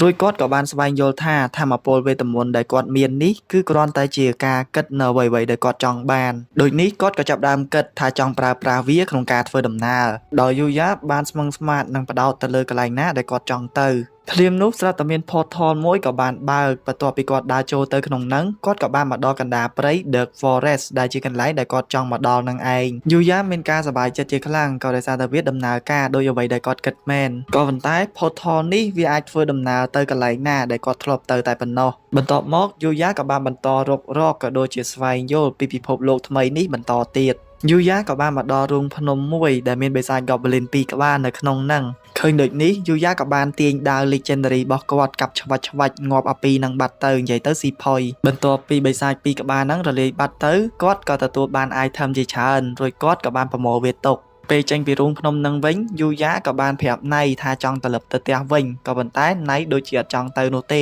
ចង់ដើរលេងតទៀតប៉ុន្តែយូយ៉ាក៏បានឲ្យយើងដឹងថាគាត់គឺមានដំណើរកំសាន្តរបស់សាលារៀនចឹងហើយគាត់ប្រញាប់ទៅរៀបចំខ្លួនដើម្បីទៅភ្លាមនោះណៃក៏បានឃើញអ្វីមួយចម្លែកហើយវាក៏បានរត់ទៅមើលចំណែកឯយូយ៉ាវិញក៏បានដេញតាមណៃពីក្រោយដោយគិតថាស្ថានភាពដូចជាមិនសូវស្រួលយូយ៉ាក៏បានប្រើស្គីលបាងកាយរបស់គាត់ដើម្បីការពារខ្លួនរួចក៏បានដើរពីមុខណៃវិញពេលបន្តទៅមុខបានបន្តិចគាត់ក៏បានជួបជាមួយនឹងនារីម្នាក់ដែលកំពុងត្រូវរបួសហើយនាងប្រឈមមុខជាមួយនឹងបិសាច Goblin ជាច្រើនឃើញដូចនេះយូយ៉ាក៏បានចង់ចូលទៅជួយក៏ប៉ុន្តែណៃក៏បានខំគាត់ទាញមកវិញនៅពេលដែលបិសាច Goblin វាប្រហារទៅកាន់នារីម្នាក់នោះស្រាប់តែមានសែនតាក់ជាច្រើនពាន់វាជាប់ហើយនារីម្នាក់នោះក៏បានវាប្រហារ Goblin នឹងវិញដោយកាត់ដៃរបស់វាចំណែកឯយូយ៉ាវិញគាត់ក៏បានដឹងពីមូលហេតុដែលណៃទាញគាត់មិនឲ្យចូលក៏ដោយសារតែខ្សែអន្ទាក់ទាំងអស់ហ្នឹងក៏ប៉ុន្តែភ្លាមនោះក៏ស្រាប់តែមាន Goblin ផ្សេងទៀតហក់ទៅវាប្រហារទៅលើនារីម្នាក់នោះហើយនាងក៏បានយកខ្សែអន្ទាក់របស់នាងហ្នឹងប្លុកជាប់ក៏ប៉ុន្តែនៅមានគ្នាវាផ្សេងទៀតបានវាប្រហារនាងប៉ើងខ្ទប់ទៅនឹងដើមឈើរហូតដល់បាត់បង់ស្មារតីពីនឹងត្រូវពួក Goblin ហ្នឹងផ្ដាច់ជីវិតនាងទៅហើយយូយ៉ាក៏បានចេញមកជួយពេលហ្នឹងយូយ៉ាហើយនឹងណៃក៏បានសម្លាប់ពួក Goblin ហ្នឹងអស់ជាច្រើនក៏ប៉ុន្តែភ្លាមនោះមិនដឹងជាពួកវាចេញមកពីណាទៀតទេច្រើនខ្លាំងមែនទែនដោយហេតុនេះយូយ៉ាក៏បានសម្រេចចិត្តប្រើស្គីលកំពូលគាត់មួយដែលមានឈ្មោះថា Divine Whip ឬបកជាភាសាជប៉ុនថារំពាត់ខ្សែតីអាទិទេពបន្ទាប់ពីប្រើស្គីលនឹងហើយយើងឃើញថាវាគឺសាហាវខ្លាំងមែនទែនដោយ Goblin ទាំងអស់ហ្នឹងងាប់ខ្ទេចគ្មានសល់សូម្បីតែមួយក្បាលក្រោយមកយូយ៉ាក៏បានបីនារីម្នាក់នោះឡើងដោយមិនដឹងធ្វើម៉េចយូយ៉ាក៏គិតចង់យកនារីម្នាក់ហ្នឹងទៅផ្ទះរបស់គាត់ដើម្បីមើលថែព្យាបាលក៏ប៉ុន្តែមើលទៅណៃវិញហាក់បីដូចជាមិនចង់យកនារីម្នាក់ហ្នឹងទៅផ្ទះនោះទេភ្លាមនោះនារីម្នាក់ហ្នឹងក៏បានដឹងខ្លួនឡើងហើយនាងមានការភ្ញាក់ផ្អើលជាខ្លាំងពីព្រោះឃើញយូយ៉ាបីនាងរួចនាងក៏បានរើចោះរើឡើងរហូតធ្លាក់ចេញពីដៃរបស់យូយ៉ាអុកគូតទៅនឹងដីទោះជាយ៉ាងណាយូយ៉ាក៏បានឲ្យថ្នាំព្យាបាលរបួសទៅកាន់នាងញ៉ាំផងដែររហូតដល់របួសនាងហ្នឹងបានជាសះស្បើយបន្ទាប់មកពួកគេក៏បានណែនាំគ្នាឲ្យស្គាល់គ្នាទៅវិញទៅមកហើយយើងក៏បានដឹងថានាងមានឈ្មោះថា Luna ពេលហ្នឹងយើងឃើញថាណៃហាក់បីដូចជាមិនចូលចិត្ត Luna នឹងទេដែលធ្វើឲ្យយូយ៉ាមានការឆ្ងល់ជាខ្លាំង Luna ក៏បានប្រាប់ពីមូលហេតុដែលនាងមកដល់ក្នុងព្រៃមួយនេះដោយនាងគឺបានចេញមកវឹកហាត់ម្នាក់ឯងរួចក៏បានជួបជាមួយនឹងពួក Goblin នឹងតែម្ដងក្រោយពីដឹងថាយូយ៉ាបានជួយខ្លួន Luna ក៏បានអរគុណយូយ៉ារួចក៏ចង់ដឹងថាហេតុអ្វីបានជាយូយ៉ាមកដល់ក្នុងព្រៃនេះដែរដោយមិនចង់និយាយរៀបរាប់រ៉ាយរ៉ាប់ច្រើនយូយ៉ាក៏បានប្រាប់នាងថាគាត់ក៏មកវឹកហាត់នៅក្នុងព្រៃនឹងដូចគ្នាពេលហ្នឹងស្រាប់តែ Luna សួរយូយ៉ារកទលេក្បែរហ្នឹងដើម្បីងូតទឹកចេញពីព្រោះថានាងវឹកហាត់មួយថ្ងៃហើយបែកញើសក្លៀកស្អុយក្លៀកមាំណាក៏ប៉ុន្តែយូយ៉ាអត់បានជូននាងទៅទលេទេបែរជាជប់អាងទឹកមួយឲ្យនាងងូតទឹកទៅវិញនៅពេលដែល Luna កំពុងតែងូតទឹកហ្នឹងយូយ៉ាក៏បានអង្គុយចាំនាងនៅខាងក្រៅចំណែកឯ Luna វិញងូតទឹកបដាឆ្ងល់បដាថាយូយ៉ាហ្នឹងបានអាងទឹកហ្នឹងមកពីណាអាងទឹកពងងូតហ្នឹងមែនខ្ញុំវាយបិសាចក្តាន់បានកាលពីលើកមុនចោមវាយបិសាចក្តាន់សពបានអាងទឹកពិភពអីក៏ចម្លែកម្លេះលោកព្រះបន្ទាប់មក Luna ក៏បានឲ្យយើងដឹងថានាងត្រូវបានគេជួលឲ្យបំពេញបេសកកម្មមួយក៏ប៉ុន្តែពេលហ្នឹងយូយ៉ាអត់បានស្ដាប់នាងនោះទេដោយឃើញថាយូយ៉ាហ្នឹងកំពុងតែវឹកហាត់នៅក្នុងព្រៃដូចជានាងអញ្ចឹងដូច្នេះ Luna ក៏បានបបួលយូយ៉ាហ្នឹងឲ្យវឹកហាត់ជាមួយគ្នាពេលឮដូចនេះយូយ៉ាក៏យល់ព្រមពីព្រោះគាត់គិតថាបើសិនបើជា Luna នៅវឹកហាត់ម្នាក់ឯងទៀតនាងច្បាស់ជាមានគ្រោះថ្នាក់ទៀតជាមិនខានបន្ទាប់ពី Luna ងូតទឹករួចពួកគេទាំងពីរក៏បានទៅវឹកហាត់ជាមួយគ្នាកំឡុងពេលដែលវឹកហាត់ហ្នឹងពួកគេទាំងពីរក៏បានសម្លាប់បិសាច Goblin ជាមួយគ្នាផងដែរយើងឃើញថាពេលហ្នឹងអ្នកទាំងពីរគឺពិតជាត្រូវរើគ្នាខ្លាំងមែនទែនសង្ស័យតែ Luna ហ្នឹងលួចក្រាស់ទូឯកប្រុសរបស់យើងយូយ៉ាទៀតមិនដឹងទេតាមមើលទៅលុះក្រោយពេលវឹកហាត់រួចយូយ៉ាក៏បានសុំ Luna ត្រឡប់ទៅផ្ទះវិញដោយសារតែគាត់ហ្នឹងគឺមាន school trip ក៏ប៉ុន្តែនៅក្នុងពិភពលោកហ្នឹង Luna អត់ស្គាល់ថា school trip ហ្នឹងវាជាអីគេនោះទេទោះជាអញ្ចឹងក៏ដោយក៏ Luna ក៏បានអរគុណយូយ៉ាផងដែរដែលបានវឹកហាត់ជាមួយនាងនៅថ្ងៃនេះ នៅពេលយប់ឡើងយូយ៉ាក៏បានទៅកន្លែងអាងទឹករបស់គាត់ដើម្បីងូតទឹកលេងនៅកន្លែងហ្នឹងស្រាប់តែពេលនោះលូណាក៏បានមកដល់ហើយសុំយូយ៉ាហ្នឹងងូតទឹកជាមួយគ្នាធ្វើឲ្យយូយ៉ាហ្នឹងអៀនជាមួយនឹងលូណាជាខ្លាំងលើសពីនេះទៅទៀតលូណាក៏បានមកអោបយូយ៉ាពីក្រោយហើយនិយាយថាអរគុណណាស់ដែលធ្វើឲ្យនាងហ្នឹងមានអារម្មណ៍ល្អពេញមួយថ្ងៃហ្នឹងហើយលូណាក៏បានសុំខ្លួនជាអ្នកដោះក្អែកខ្នងឲ្យគាត់ទុកជាការសងគុណថែមទៀតធ្វើឲ្យយូយ៉ាហ្នឹងចាហរមាត់ប្រពន្ធរប៉ុណ្ណាណីភ្លាមនោះស្រាប់តែកម្មារុំខ្លួនរបស់លូណាហ្នឹងរបូតថែមទៀតដល់កហើយមិនដឹងនិយាយថាម៉េចទេដល់អញ្ចឹងទៅនៅថ្ងៃបន្ទាប់ដំណើរកម្សាន្តរបស់សាលារបស់យូយ៉ាគឺបានមកដល់ហើយអ្នកគ្រូសាវតាក៏បានបញ្យល់ពីដំណើរកម្សាន្តមួយនេះដោយដំណើរកម្សាន្តនេះគឺតម្រូវឲ្យសិស្សរាល់គ្នាបោះតង់នៅក្នុងព្រៃចំនួន2ថ្ងៃហើយរៀនសូត្រពីការរស់នៅទីនោះផងដែរលុះពេលទៅដល់ទីតាំងសិស្សគ្រប់គ្នាក៏បានចេញទៅស្ទូចត្រីដើម្បីយកមកធ្វើម្ហូបញ៉ាំតែមានណាអ្នកទាំងអស់គ្នាយូយ៉ាវិញត្រីមិនប៉ុណ្ណឹងគាត់ចាប់ប្រើតែដៃទេមិនបាច់ចាំប្រើស្ទូចនាំទៅហត់ពេលឃើញអញ្ចឹងកៃដេជាមួយនឹងមិត្តរួមថ្នាក់ដទៃទៀតមានការភ្ញាក់ផ្អើលជាខ្លាំងនឹកស្មានថាយូយ៉ានឹងលេងក្បាច់អញ្ចឹងសោះស្របពេលជាមួយគ្នានឹងដែរនៅឯខាងលូណាវិញយើងឃើញថាទេពកោសល្យរបស់នាងមានការរីកចម្រើនជាខ្លាំងក៏ដោយសារតែនាងនឹងបានវឹកហាត់ជាមួយនឹងយូយ៉ាកន្លងមករួចយើងក៏បានដឹងយ៉ាងច្បាស់ថាលូណានឹងគឺជាកំពូលឃាតករស្រីម្នាក់ដែលនាងនឹងបានធ្វើការសម្លាប់មនុស្សតាំងពីនាងនៅអាយុក្មេងៗមកម្លេះឥឡូវនេះដែរលូណាបានក្រាស់ទៅលើយូយ៉ាហើយក៏ប៉ុន្តែនាងតាំងចិត្តថាត្រូវតែបំភ្លេចយូយ៉ាឲ្យបានដោយសារតែនាងគឺជាឃាតករអញ្ចឹងហើយនាងអត់ចង់ឲ្យមានចិត្តពាក់ព័ន្ធជាមួយនឹងស្នេហានោះទេជាពិសេសនាងគឺមានបេសកកម្មសំខាន់មួយទៀតនៅពេលខាងមុខដែលថាបេសកកម្មរបស់លូណានឹងគឺត្រូវទៅធ្វើឃាតពនាងលេក្ស៊ីត្រឡប់មកខាងយូយ៉ាវិញបន្ទាប់ពីចាប់ត្រីបានច្រើនហើយពួកគេក៏ទៅរកគ្រឿងផ្សំនៅឯព្រៃដើម្បីយកមកធ្វើម្ហូបក្រោយពីរកបានហើយយូយ៉ាក៏បានប្រើ skill របស់គាត់ឆែកមើលថារបស់ណាញ៉ាំបានឬរបស់ណាញ៉ាំអត់បានបន្ទាប់មកសិស្សគ្រប់គ្នានៅក្នុងក្រុមនីមួយៗក៏បានយករបស់របរដែលពួកគេរកបានសម្រាប់ធ្វើម្ហូបហ្នឹងទៅឲ្យអ្នកគ្រូសាវតាត្រួតពិនិត្យបន្ទាប់ពីពិនិត្យមើលតាមក្រុមនីមួយៗអស់ហើយអ្នកគ្រូសាវតាក៏បានចាត់ឲ្យក្រុមរបស់យូយ៉ាហ្នឹងជាអ្នកធ្វើម្ហូបឲ្យគ្រប់គ្នាញ៉ាំនៅល្ងាចនេះមុនគេពេលឮដូចនេះមិត្តរួមក្រុមរបស់យូយ៉ាទាំងអស់ក៏បានចង្អុលមកគាត់ពីព្រោះពួកគេចង់ឲ្យយូយ៉ាជាអ្នកធ្វើលុះដល់ពេលល្ងាចឡើងយូយ៉ាក៏បានបញ្ចេញស្នាដៃធ្វើម្ហូបរបស់គាត់បន្ទាប់ពីធ្វើរួចរាល់អស់ហើយយើងឃើញថាម្ហូបរបស់យូយ៉ាហ្នឹងគឺតំណងខ្លាំងមែនតែនដោយសារតែម្ហូបទាំងអស់ហ្នឹងគឺជាមុខម្ហូបដែលយូយ៉ាចេះធ្វើនៅពិភពមួយទៀតរបស់គាត់ដូចនេះវាមិនមែនជាមុខម្ហូបនៅក្នុងពិភពនេះទេគ្រប់គ្នាក៏បានចាប់ផ្ដើមភ្លក់ម្ហូបដែលជាស្នាដៃរបស់យូយ៉ាចំណែកឯអ្នកគ្រូសាវតាវិញយើងឃើញថាពេលមកដល់អ្នកគ្រូដាក់រៀងជ្រុលតិចហើយអ្នកគ្រូក៏បានភ្លក់ម្ហូបរបស់យូយ៉ាដែរគ្រាន់តែភ្លក់ហើយភ្លាមគ្រប់គ្នាក៏បានលាន់មាត់ថាវ៉ាវតែម្ដងព្រោះវាឆ្ងាញ់ខ្លាំងពេកចំណែកឯអ្នកគ្រូសាវតាក៏បានលាន់មាត់ថាស្នាដៃរបស់យូយ៉ាហ្នឹងគឺឆ្ងាញ់ជាងចុងភៅលំដាប់លេខ1នៅឯសាលារបស់ពួកគេរាល់ថ្ងៃហ្នឹងទៀតពេលឮអញ្ចឹងយូយ៉ាក៏រៀងសប្បាយចិត្តអំភើបតិចតួចដែរពីព្រោះថាកន្លងមកគាត់ធ្វើម្ហូបឲ្យតែខ្លួនឯងញ៉ាំទេអត់ដែលធ្វើឲ្យណាគេញ៉ាំឡើយតែដល់ពេលឃើញគេញ៉ាំម្ហូបគាត់ឆ្ងាញ់អញ្ចឹងគាត់ក៏រៀងសប្បាយចិត្តដែរបន្ទាប់ពីញ៉ាំម្ហូបទាំងអស់នឹងរួចស្រាប់តែអ្នកគ្រូសាវតាសូមយូយ៉ារៀបការជាមួយនឹងអ្នកគ្រូភ្លាមតែម្ដងនៅកន្លែងហ្នឹងដល់ក៏សំបីតែអ្នកគ្រូក៏បាក់ចិត្តស្រឡាញ់យូយ៉ាដែរមិនដឹងគិតមិនទេរឿងនេះណាចង់ឲ្យអ្នកមើលរឿងហ្នឹងហើយចំណាយមួយជីវិតតួឯកប្រុសរបស់យើងឡាប់ហ្មងនេះដល់ពេលឮអ្នកគ្រូសាវតាសុំយូយ៉ារៀបការអញ្ចឹងគ្រប់គ្នាគាំងជាមួយនឹងអ្នកគ្រូជាខ្លាំងហើយអ្នកគ្រូក៏បានសារភាពថាកន្លងមកនាងអត់ដែលចេះធ្វើម្ហូបអត់ចេះដាំបាយអីនោះទេដោយសារតែពេលវេលារបស់នាងតែប្រហែលគឺផ្ដោតទៅលើការស្រាវជ្រាវរកមេរៀនថ្មីដើម្បីបង្រៀនសិស្សជាពិសេសកន្លងមកអ្នកគ្រូគឺនៅ single full option តែម្ដងអត់ដែលស្គាល់រសជាតិស្នេហាម្ដងណានោះទេក៏ប៉ុន្តែក្រោយពីញ៉ាំម្ហូបរបស់យូយ៉ាហើយធ្វើឲ្យអ្នកគ្រូលងស្រឡាញ់ជាមួយនឹងយូយ៉ាតែម្ដងហើយមានតែយូយ៉ាទេដែលអាចរួមរស់នៅជាមួយនឹងអ្នកគ្រូបានអើយដល់កយអ្នកគ្រូមកយកអ្នកខមមិនវិញអីយូយ៉ាគេមានអ្នកស្រឡាញ់ច្រើនហើយអ្នកខមមិននៅខាងក្រោមហ្នឹងក៏នៅ single ដែរចង់និយាយអញ្ចឹងយេចឹងក៏បានដែរតែមុនទៅយកអ្នកខមមិនសុំអោបយូយ៉ាមួយសិនចុំអ្នកគ្រូឯងលេងអីតើបចឹងទុកឲ្យខ្ញុំអោបវិញងាប់ថប់ទៅហើមគ្នាងាប់លើយអ្នកគ្រូអើយលេងអោបគ្នាចំកន្លែងហ្នឹងអីវិញលុះព្រឹកឡើងស្រាប់តែមានខ្លាឃ្មុំមួយចេញមកអុកលោកពួកគេឃើញដូចនេះអ្នកគ្រូសាវតាក៏បាននាំសិស្សទាំងអស់គ្នារត់គេចពីកន្លែងហ្នឹងពីព្រោះខ្លាចមានគ្រោះថ្នាក់ពេលកំពុងតែរត់ហ្នឹងអ្នកគ្រូសាវតាក៏បានចពុបជើងដួលហើយយូយ៉ាក៏បានមកជួយអ្នកគ្រូភ្លាមផងដែរយូយ៉ាក៏បានវាយគ្នាជាមួយនឹងខ្លាឃ្មុំមួយនោះរហូតដល់វាសន្លប់បាត់ទៅវ៉ាវកូនសិស្សរបស់អ្នកគ្រូពូកែម៉េះបើកូនសិស្សឯងមកជួយអ្នកគ្រូអញ្ចឹងដឹងតែកូនសិស្សឯងហ្នឹងស្រឡាញ់អ្នកគ្រូហ្មងតោះយើងរៀបការមួយគ្នាអីហាខៃអ្នកគ្រូថាទៅយកអ្នកខមមិនអីហើយមកសុំរៀបការអីទៀតអី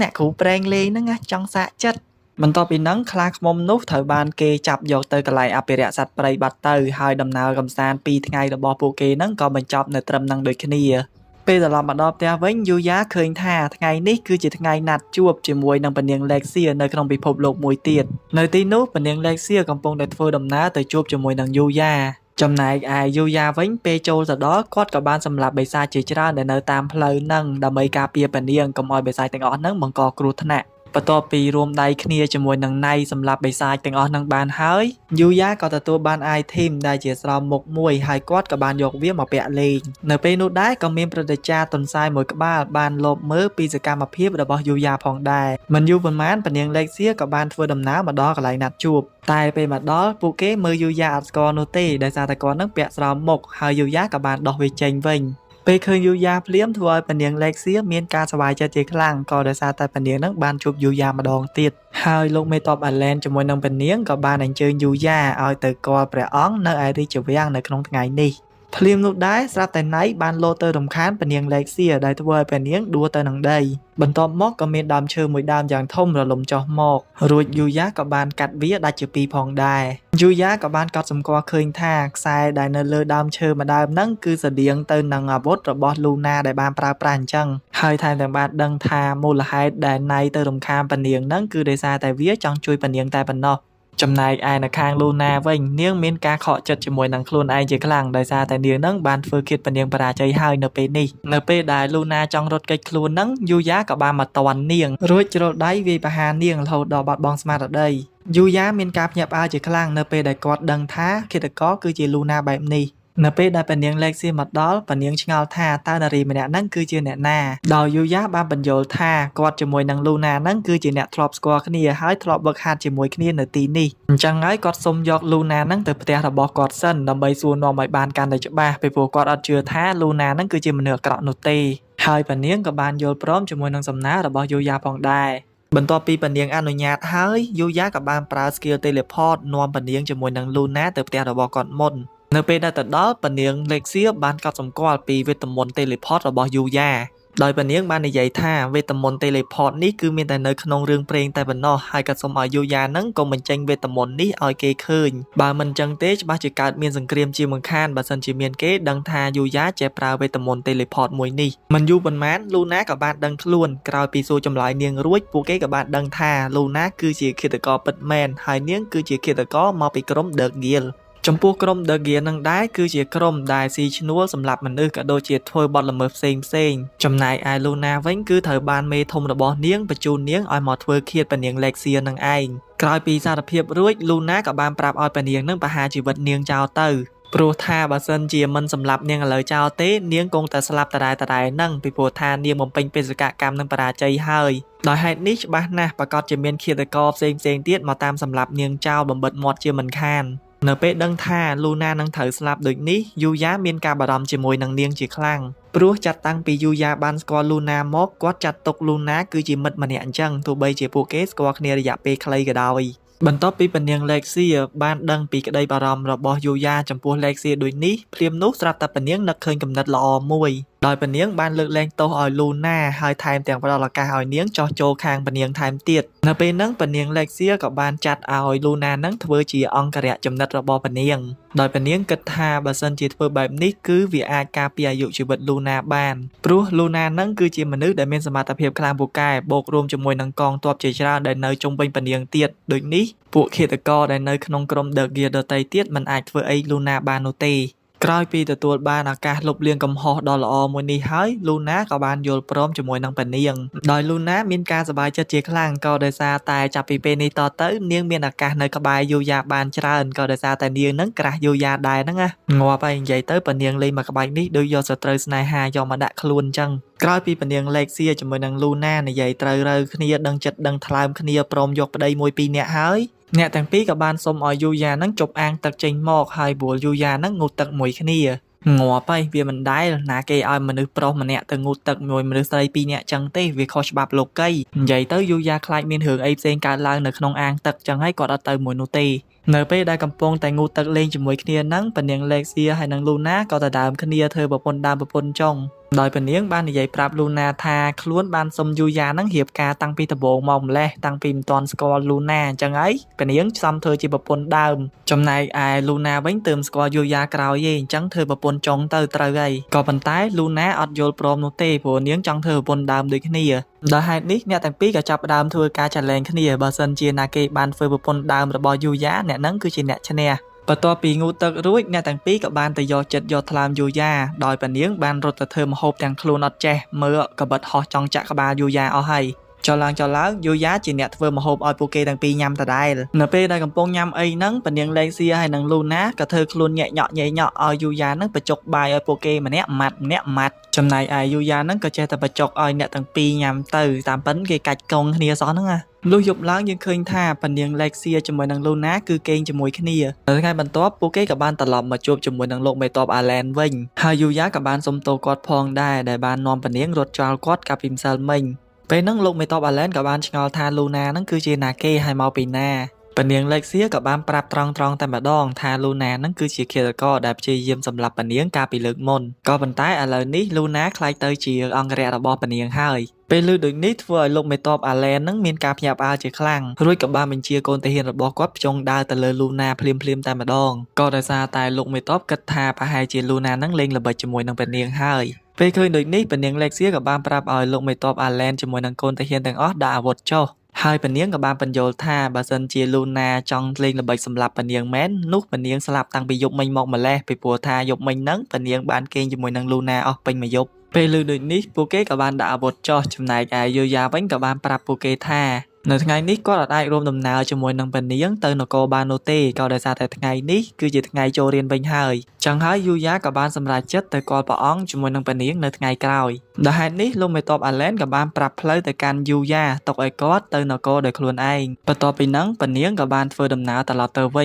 ញហើយលូណាក៏រួមដំណើរជាមួយនឹងប៉ានាងផងដែរភ្លាមនោះស្រាប់តែលូណាលោតចុះពីលើរទេះរួចមកថើបយូយ៉ាមកសើទុកជាអនុស្សាវរីយ៍ពេលឃើញអញ្ចឹងប៉ានាងមានការចំណែនជាខ្លាំងហើយក៏ចង់ទៅថើបយូយ៉ាផងដែរក៏ប៉ុន្តែលោកមេតបអាឡែនក៏បាននិយាយថាប៉ានាងអើយប៉ានាងមើលធ្វើខ្លួនឲ្យត្រឹមត្រូវតិចមើលកុំអាឡែមពេកប្រយ័ត្នត្រូវថ្មងរបស់ព្រះអង្គចង់និយាយអញ្ចឹងពេលត្រឡប់មកផ្ទះវិញយូយ៉ាក៏បានឆ្លៀតចូលទៅត្រាំទឹកលេងនៅក្នុងអាងទឹកមួយតែពេលនោះស្រាប់តែមានកូនជ្រូកបកក្រហមមួយមកត្រាំទឹកលេងជាមួយនឹងគាត់ផងដែរដោយឃើញថាមើលទៅវាខ្ជូតគួរឲ្យស្រឡាញ់ហើយថែមទាំងមានធម៌ពលអាច healing បានទៀតយូយ៉ាក៏បានចាប់វាធ្វើជាសមាជិកថ្មីតែម្ដងដោយគាត់បានដាក់ឈ្មោះឲ្យវាថាអាកាត់ស៊ូគីតែប៉ុណ្ណេះណៃមានគ្នាលេងជាមួយហើយកាត់មកដល់ក្នុងថ្នាក់វិញអ្នកគ្រូសាវតាក៏ប្រាប់ឲ្យសិស្សគ្រប់គ្នាត្រៀមខ្លួនដើម្បីចូលរួមក្នុងកម្មវិធីប្រកួតកីឡាមួយដែលនឹងមកដល់នៅពេលឆាប់ៗនេះមិនបានប៉ុន្មានការប្រកួតក៏បានមកដល់ដោយកីឡាដំបូងដែលពួកគេត្រូវលេងគឺជាកីឡាបាល់ទាត់យូយ៉ាក៏ស្ម័គ្រចិត្តធ្វើជាអ្នកចាំទីដោយសារតែគាត់នឹងអត់សូវយល់ពីច្បាប់ក្នុងការលេងបាល់ទាត់នោះទេពេលនោះការប្រកួតក៏បានចាប់ផ្ដើមដោយការប្រកួតមិនទាន់បានប្រមាណនាទីផងរីយូដែលជាសមាជិកខាងយូយ៉ានឹងបានសុទ្ធចូលធីមគេមួយគ្រាប់ពេលឃើញដូចនេះស្រាប់តែរីនដែលជាមិត្តភ័ក្តិរបស់កៃដេនឹងបានចាប់ភ្នំរបស់កៃដេក៏ដោយសារតែនាងនឹងមានការអំពើខ្លាំងពេកពេលឃើញអញ្ចឹងគ្រប់គ្នាដែលនៅក្នុងតារាងកំពុងតែប្រកួតបាល់ហ្នឹងឡើងចាហមាត់ខ្លងអស់ហើយឆ្លៀតឱកាសល្អអាគីរ៉ាដែលជាអ្នកនៅក្នុងធីមខាងគេហ្នឹងបានឆក់បាល់បានរួចក៏បានសុទ្ធទៅរកយូយ៉ាដើម្បីតាមស្មើក៏ប៉ុន្តែយូយ៉ាក៏បានប្រើស្គីលរបស់គាត់បូករួមជាមួយនឹងលបឿនទៅចាប់បាល់នោះបានដែលវាបានធ្វើឲ្យគ្រប់គ្នាមើលសឹងតែមិនទាន់នោះឡើយលើសពីនេះទៅទៀតយូយ៉ាក៏បានគប់បាល់នោះពីចម្ងាយចូលហ្គោលខាងគេតែម្ដងនិយាយទៅសាហាវខ្លាំងមែនតែនចង់សាហាវដូចបាល់ទាត់តិនហ្វីដែរហ្នឹងហើយក្រុមរបស់យូយ៉ាក៏ទទួលបានជ័យជំនះក្នុងការប្រកួតមួយនេះបន្ទាប់ពីចេញពីសាលានៅតាមផ្លូវយូយ៉ាក៏បានជួបជាមួយនឹងភ្នាក់ងារ model ម្នាក់ហើយគេក៏បានសុំអញ្ជើញយូយ៉ាឲ្យចូលរួមធ្វើការនៅក្នុងក្រុមហ៊ុនរបស់គេក៏ប៉ុន្តែយូយ៉ាក៏បានធ្វើការបដិសេធភ្លាមតែម្ដងដែលធ្វើឲ្យគ្រប់គ្នាមានការភ្ញាក់ផ្អើលជាខ្លាំងមិននឹកស្មានថាយូយ៉ាហ៊ានបដិសេធអញ្ចឹងសោះព្រោះថាក្រុមហ៊ុននេះគឺជាក្រុមហ៊ុនដ៏ល្បីឈ្មោះមួយ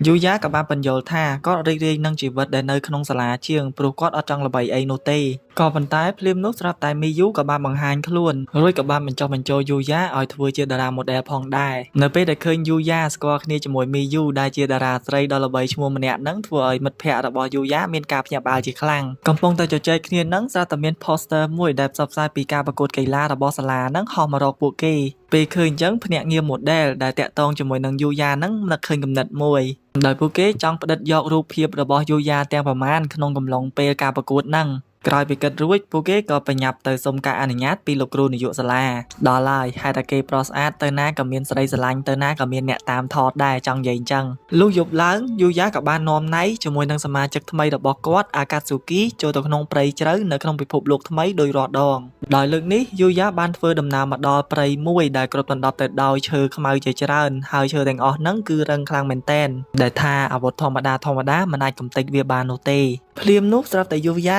ឃើញអាកាស៊ូគីធំលឿនខ្លាំងមែនតែនធ្វើឲ្យគាត់ឆ្ងល់ជាខ្លាំងតែការពិតទៅវានៅពីក្រោយគាត់សោះពេលហ្នឹងយូយ៉ាក៏ត្រូវបានបិសាចឈូកភ័យមួយក្បាលហ្នឹងវាប្រហារគាត់រហូតដល់ត្រូវរបួសបំរុងនឹងយកថ្នាំទឹកយកមកព្យាបាលភ្លាមនោះស្រាប់តែជុកព្រៃមួយក្បាលហ្នឹងវាប្រហារគាត់ម្ដងទៀតយើងឃើញថាស្ថានភាពនៅពេលនេះយូយ៉ាកំពុងតែជួបនឹងគ្រោះថ្នាក់ហើយរួចជ្រូកព្រៃនោះក៏បោសម្ដៅមករកបុកយូយ៉ាបន្ថែមទៀតរៀបចូលមកចិត្តយូយ៉ាទៅហើយស្រាប់តែវាប៉ើងហោះទៅវិញភ្លាមហើយយើងក៏បានឃើញថាមានអាទិទេពទុនសាយមួយក្បាលបានមកជួយយូយ៉ាពេលហ្នឹងលោកអាទិទេពទុនសាយក៏បានធ្វើការណែនាំខ្លួនដែលគាត់មានឈ្មោះថាយូសាគីចំណែកឯយូយ៉ាវិញមានការសប្រាយជាខ្លាំងពីព្រោះគាត់ឃើញទុនសាយចេះនិយាយពេលហ្នឹងដែរជ្រូកព្រៃនោះក៏បានងើបឡើងវិញហើយលោកអាទិទេពទុនសាយក៏បានប្រើស្គីលពិសេសរបស់គាត់ជើងកត្រៃហោះហ្នឹងសម្រាប់បិសាចជ្រូកព្រៃមួយនោះរលាយបាត់ទៅលើពីនេះទៅទៀតដើមឈើខ្មៅដែលរឹងនៅទីនោះបាក់អស់ថែមទៀតដោយចំហាយរន្ទះជើងរបស់គាត់ពេលឃើញអាទិទេពទុនសាយយូសាគីខ្លាំងដូចនេះយូយ៉ាក៏បានបើកស្គីលឆែកមើល level របស់គាត់រួចក៏បានឃើញថាយូសាគីមានត្រឹមតែ level 4 តែប៉ុណ្ណោះយូយ៉ាក៏បានអរគុណយូសាគីដែលបានជួយគាត់ឲ្យរួចពីគ្រោះថ្នាក់មុននេះបន្ទាប់មកយូសាគីក៏ចង់ឃើញពីកម្លាំងជើងរបស់យូយ៉ាតើខ្លាំងប៉ុណ្ណាយូយ៉ាក៏បានទាត់ដើមឈើនៅកន្លែងហ្នឹងហើយក៏បានឃើញថាកម្លាំងជើងរបស់យូយ៉ាគឺខ្សោយណាស់ទាត់ដើមឈើហ្នឹងអត់ដាច់នោះទេយូសាគីក៏បានទាត់ឲ្យយូយ៉ាមើលម្ដងហើយឃើញថាមួយជើងហ្នឹងធ្វើឲ្យដើមឈើកន្លែងហ្នឹងធ្លុះអស់ជាច្រើនដើមនៅពេលហ្នឹងយើងក៏បានដឹងថាគោលបំណងរបស់យូសាគីមកជួបយូយ៉ាហ្នឹងគឺគាត់ចង់មកបង្រៀនយូយ៉ាពីក្បាច់គុណដែលគាត់មានហើយយូសាគីហ្នឹងត្រូវបានគេស្គាល់ថាគឺជាអាទិទេពនៃការទាត់យូសាគីក៏បានបញ្យល់ថានៅក្នុងពិភពលោកនេះគឺនៅមានអាទិទេពជាច្រើនទៀតដែលមានចំណេញផ្សេងគ្នាហើយអាទិទេពទាំងអស់ហ្នឹងមានតួនាទីការពារពិភពលោកពីមនុស្សអាក្រក់ដែលមានចិត្តចង់បំផ្លាញនៅពេលនេះពួកដែលចង់បំផ្លាញលោកហ្នឹងចាប់ផ្ដើមប្រមូលផ្ដុំគ្នារង្គោះរង្គើឡើងវិញហើយជាហេតុដែលគាត់មកបង្រៀនយូយ៉ាហ្នឹងមួយវិញទៀតកន្លងមកគាត់តែងតែខ្លោមមើលពីសមត្ថភាពដ៏ខ្លាំងពូកែរបស់យូយ៉ាដូចនេះធ្វើឲ្យគាត់គិតថាមានតែយូយ៉ាទេទើបអាចស្នងតំណែងរបស់គាត់បានក្រោយពីធ្វើការវឹកហាត់ជាមួយនឹងយូសាគីអស់ជាច្រើនថ្ងៃហើយយើងឃើញថាជំនាញទាត់របស់យូយ៉ាកើនឡើងខ្លាំងជាងមុនដោយយូយ៉ាបានទៅសងសឹកជាមួយនឹងពួកបិសាចជ្រូកព្រៃដែលបានវាយគាត់កាលពីលើកមុនយើងឃើញថាឥឡូវនេះយូយ៉ាស៊ីផុយតែម្ដងបន្ទាប់ពីយកឈ្នះបិសាចជ្រូកព្រៃនឹងហើយគាត់ក៏ទទួលបាន item S rank ជាច្រើនដោយសារតែពពួកបិសាចជ្រូកព្រៃហ្នឹងគឺជាបិសាចកម្រិត S rank ដូចគ្នាយូសាគីក៏បានឲ្យយើងដឹងទៀតថាក្រុមអ្នកដែលចង់បំផ្លាញលោកហ្នឹងគឺស្ថិតនៅក្នុងកម្រិត legendary rank គឺខ្លាំងជាងពួកបិសាចដែលនៅក្នុងក្រុម S rank នឹងទៀតអញ្ចឹងហើយគឺទាមទារនឹងតម្រូវឲ្យយូយ៉ានឹងខិតខំប្រឹងប្រែងវឹកហាត់និងស្វែងរករៀនសូត្រនៅវិជ្ជាថ្មីដើម្បីឲ្យខ្លួនខ្លាំងជាងនេះបន្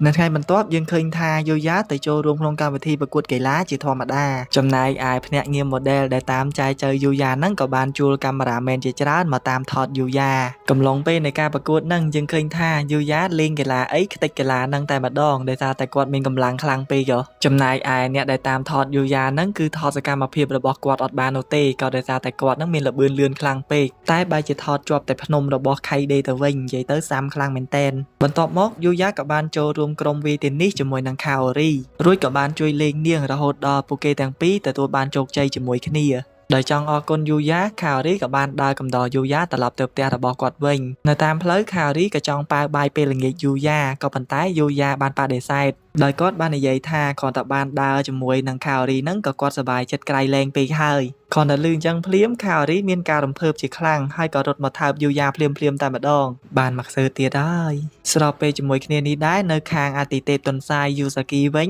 គាត់ត្រូវបាននារីដ៏ខ្លាំងប៉ាកែម្នាក់មកតាមវាយប្រហារគាត់យូសាគីក៏បានប្រើវេទមន្តរបស់គាត់កិច្ចពីការវាយប្រហាររបស់នារីម្នាក់នោះពេលឃើញដូចនេះធ្វើឲ្យនារីម្នាក់នោះមានការឆ្ងល់ជាខ្លាំងថាតើយូសាគីចេះវេទមន្តមកពីណាពេលហ្នឹងយើងក៏បានដឹងថាយូសាគីបានរៀនវេទមន្តពីយូយ៉ាកំឡុងពេលដែលគាត់បង្រៀនយូយ៉ាដែរហ្នឹងពេលដឹងដូចនេះធ្វើឲ្យនារីម្នាក់នោះមានការខឹងជាមួយនឹងយូយ៉ាជាខ្លាំងហើយនាងក៏បានបញ្ញាប់ត្រឡប់ទៅចាត់ការយូយ៉ាវិញរួចចាំចាត់ការយូសាគីតាមក្រោយកាត់មកដល់ផ្ទះយូយ៉ាវិញថ្ងៃនេះខាអូរីបានមករៀនថែមម៉ោងជាមួយនឹងយូយ៉ាក៏ដោយសារតែពួកគេនឹងចិត្តដល់ថ្ងៃប្រឡងហើយអញ្ចឹងហើយពួកគេត្រូវតែបរៀនគ្នាទៅវិញទៅមកនៅអ្វីដែលពួកគេបកកែរៀងខ្លួនហ្នឹង យូយ៉ាក៏បានអរគុណខារីដែលបានបរៀនគណិតវិទ្យាមកកាន់គាត់បន្ថែមចំណែកឯខារីវិញក៏បានអរគុណយូយ៉ាដូចគ្នាដែលបានបរៀនភាសាអង់គ្លេសដល់នាងក៏ប៉ុន្តែយូយ៉ាក៏បានឲ្យយើងដឹងថាតាមពិតទៅគាត់មិនរៀនភាសាប៉ាកែអីនោះទេក៏ដោយសារតែគាត់នឹងទទួលបាន skill បកប្រែភាសាចេញពីពិភពលោកខាងក្រៅដែលគាត់បានរកឃើញហ្នឹងងាប់ហើយមុននឹងស្មានតែប៉ាកែការពិតប្រើ skill បកប្រែសោះនៅពេលនឹងដែរខារីក៏បានឃើញសัญចំទាំងពីរក្បាលរបស់យូយ៉ាហ្នឹងកំពុងតែគេងមើលទៅវាខ្ជូតខ្លាំងមែនតែនបន្ទាប់ពីហ្នឹងខារីក៏បានសុំយូយ៉ាទៅបន្ទប់ទឹកតែនៅពេលដែលខារីដើរចូលទៅដល់ខាងក្នុងនាងក៏ស្រាប់តែបានដឹងពីអាកំបាំងទ្វារឆ្លងភពរបស់យូយ៉ាដោយមិនចង់លាក់បាំងច្រើនយូយ៉ាក៏បានបញ្យល់ប្រាប់ការពិតទៅកាន់ខារីឲ្យបានដឹងថាគាត់នឹងមានសមត្ថភាពពិសេសចេះប្រើវេទមន្តចេះមួយចេះពីរអីចឹងទៅក្រោយពីដឹងរឿងនេះខារីមានការភ្ញាក់ផ្អើលជាខ្លាំងព្រោះនាងមិនដែលគិតថានឹងមានរឿងដ៏អស្ចារ្យអញ្ចឹងកើតឡើងនោះទេដោយចង់ឲ្យខារីជឿជាក់និងដឹងកាន់តែច្បាស់យូយ៉ាក៏បានដឹកដៃខារីចូលទៅក្នុងទ្វារមួយហ្នឹងនៅពេលដែលចូលទៅដល់ខាងក្នុងខារីមានការភ្ញាក់ផ្អើលជាខ្លាំងពីព្រោះវាគឺពិតជាមានពិភពលោកដទៃទៀតពិតមែនយូយ៉ាក៏បានប្រាប់ខារីទៀតថាសូម្បីតែសัญចំរបស់គាត់ទាំងពីរអាកាស៊ូគីជាមួយនឹងណៃហ្នឹងក៏គាត់បានពួកវាមកពីពិភពលោកមួយនេះផងដែរចំណែកឯខារីវិញនាងមានការចាប់អារម្មណ៍ជាខ្លាំងនៅក្នុងពិភពមួយនេះដែលនាងគឺចង់ដឹងរឿងរ៉ាវផ្សេងៗក៏ដូចជាអ្វីៗជាច្រើនទៀតនៅក្នុងពិភពមួយហ្នឹងពេលឮដូចនេះយូយ៉ាក៏បានប្រាប់ខារីថានៅឯខាងក្រៅគឺវាមានគ្រោះថ្នាក់ខ្លាំងណាស់បើសិនជាពួកគេចេញពីផ្ទះរបស់គាត់ដែលមានរបាំងការពារហ្នឹងក៏ប៉ុន្តែដើម្បីចង់បំពេញបំណងរបស់ខារីយូយ៉ាក៏បានយល់ស្របដោយយូយ៉ាបានធ្វើដៃសន្យាជាមួយនឹងខារីថានឹងនាំនាងចេញទៅខាងក្រៅនៅពេលក្រោយក៏ប៉ុន្តែសូមឲ្យខារីនឹងរក្សាការសម្ងាត់ផងកុំឲ្យអ្នកផ្សេងដឹងរឿងនេះស្របពេលជាមួយគ្នានេះដែរនៅឯខាងនគររបស់ព្រះនាងលេកសៀវិញឥឡូវនេះព្រះនាងបានធ្វើដំណើរមកដល់វាំងវិញហើយពេលនោះព្រះអង្គម្ចាស់ក៏បានឆ្ងល់ថាហេតុអ្វីបានជាឃើញយូយ៉ាមកចូលគាល់ព្រះអង្គអញ្ចឹងលោកមេតបអាឡែនក៏បានបញ្យល់ប្រាប់ព្រះអង្គវិញថាយូយ៉ាឥឡូវនេះគឺជាប់ភារកិច្ចបន្ទាន់ផ្ទាល់ខ្លួនដែលហេតុនេះគម្រោងការរបស់ពួកគេគឺត្រូវបានផ្លាស់ប្ដូរហើយនៅពេលហ្នឹងព្រះអង្គក៏បានឆ្ងល់ទៀតថាលូណាហ្នឹងគឺជាណាគេភ្លាមនោះស្រាប់តែលូណាបានសារភាពប្រាប់ត្រង់តែម្ដងទៅកាន់ព្រះអង្គថានាងគឺជាឃាតករដែលព្យាយាមសម្លាប់ព្រះនាងលេកសៀគ្រាន់តែឮអញ្ចឹងភ្លាមព្រះអង្គក៏បានទាញកាំបិតស្ទុះទៅរកលូណាបំរុងនឹងប្រហារជីវិតនាងចោលក៏ប៉ុន្តែព្រះអង្គបែរជានៅជាប់គាំងនៅនឹងមួយកន្លែងទៅវិញនៅពេលដែលចូលទៅចិត្តលូណាពេលហ្នឹងយើងក៏បានឃើញថាព្រះអង្គកំពុងតែជាប់ខ្សែជាច្រើនដែលជាអាវុធរបស់លូណាហ្នឹងហើយបើសិនបើជាព្រះអង្គហ៊ានកម្រើកតែបន្តិចទៀតនោះរាងកាយរបស់ព្រះអង្គច្បាស់ជាដាច់ខ្ទេចខ្ទីគ្មានសល់ជាមិនខាននៅពេលដែលឃើញស្ថានភាពតានតឹងបែបនេះព្រះនាងលេកសៀក៏បានមកសម្របសម្រួលអ្នកទាំងពីរដោយព្រះនាងបានបញ្យល់ទៅកាន់បិតារបស់ខ្លួនថាបើទោះបីជាលូណាធ្លាប់ជាឃាតករពិតមែនក៏ប៉ុន្តែឥឡូវនេះព្រះនាងបានសម្រេចចិត្តជ្រើសរើសនាងគឺជាអង្គរៈផ្ទាល់ខ្លួនរបស់ព្រះនាងហើយដោយហេតុនេះប្រសិនបើជាព្រះអង្គចង់ធ្វើអីលូណាទៀតនោះព្រះនាងលេកសៀនឹងស្អប់ទ្រង់ជាមិនខាន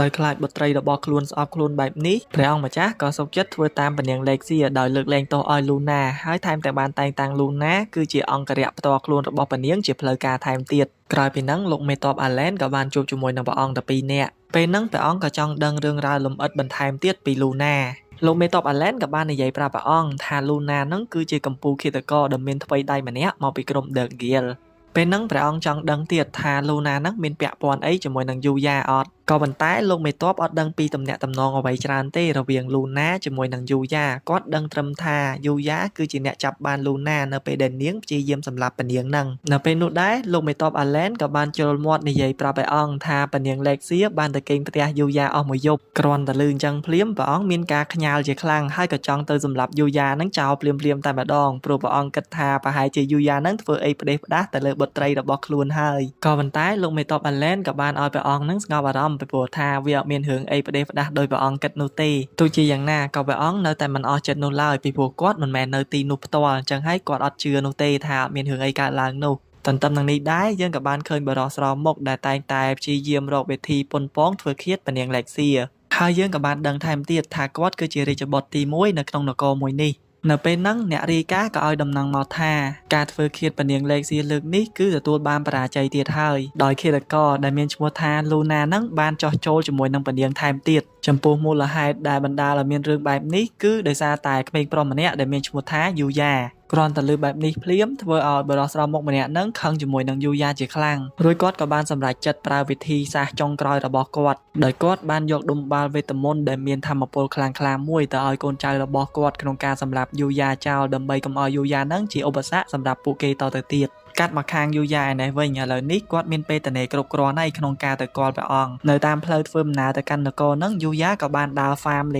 ងក្នុងព្រៃចឹងទៅដើម្បីយក item ខ្លះៗបន្ទាប់ពីដើរហ្វាមអស់ចិត្តហើយយូយ៉ាក៏ទទួលបាន item មួយចំនួនជាពិសេសគឺគាត់ទទួលបាន item ដែលជាខ្នើយស័ក្តិសិទ្ធិដែលវាមានសមត្ថភាពពិសេសផ្ដល់ឲ្យយើងនៅបទពិសោធន៍ការគេងដ៏ល្អបំផុតបន្ទាប់មកយូយ៉ាក៏ធ្វើដំណើរមកដល់ទីក្រុងមួយហើយគាត់ក៏បានយកគ្រឿងទេសកំពេចកំប៉ុកបន្តិចបន្តួចលក់យកលុយចាយផងដែរដោយសារតែគាត់នឹងអត់មានលុយដែលគេប្រើប្រាស់នៅក្នុងពិភពលោកមួយនេះក្រោយពីលក់របស់របរកបីកប៉ុកទាំងអស់ហ្នឹងហើយយើងឃើញថាយូយ៉ាទទួលបានលុយច្រើនខ្លាំងមែនទែនដែលថាលុយទាំងអស់ហ្នឹងចាយ20ឆ្នាំទៀតអត់ទាន់អស់ផងជាពិសេសអ្នកលក់នៅកន្លែងហ្នឹងបានធ្វើការអ្នកជំនួញមួយឲ្យយូយ៉ាថែមទៀតដើម្បីទុកឲ្យយូយ៉ាហ្នឹងសម្គាល់ខ្លួនមិនយូរប៉ុន្មានយូយ៉ាក៏បានធ្វើដំណើរមកដល់រាជវាំងហើយលោកមេតបអាឡែនក៏បានជូនគាត់ទៅគាល់ស្ដេចផងដែរនៅពេលដែលទៅដល់យើងឃើញថាព្រះអង្គម្ចាស់ដូចជាមិនសូវពេញចិត្តជាមួយនឹងយូយ៉ានោះទេដោយសារតែព្រះអង្គហ្នឹងគុំមួយយូយ៉ាយូរវ័យថាកុំចេះតែហ៊ានយកកូនគេទៅដេកដល់ផ្ទះឥឡូវឪគេខឹងមកដោយបន្ទាប់ពីបានសម្រួលអារម្មណ៍របស់ព្រះអង្គឲ្យរៀងស្ងប់ទៅវិញបន្តិចហើយព្រះអង្គម្ចាស់ក៏បានសួរយូយ៉ាថាមានបានយកកាដូអីមកថ្វាយបុត្រីរបស់គាត់អត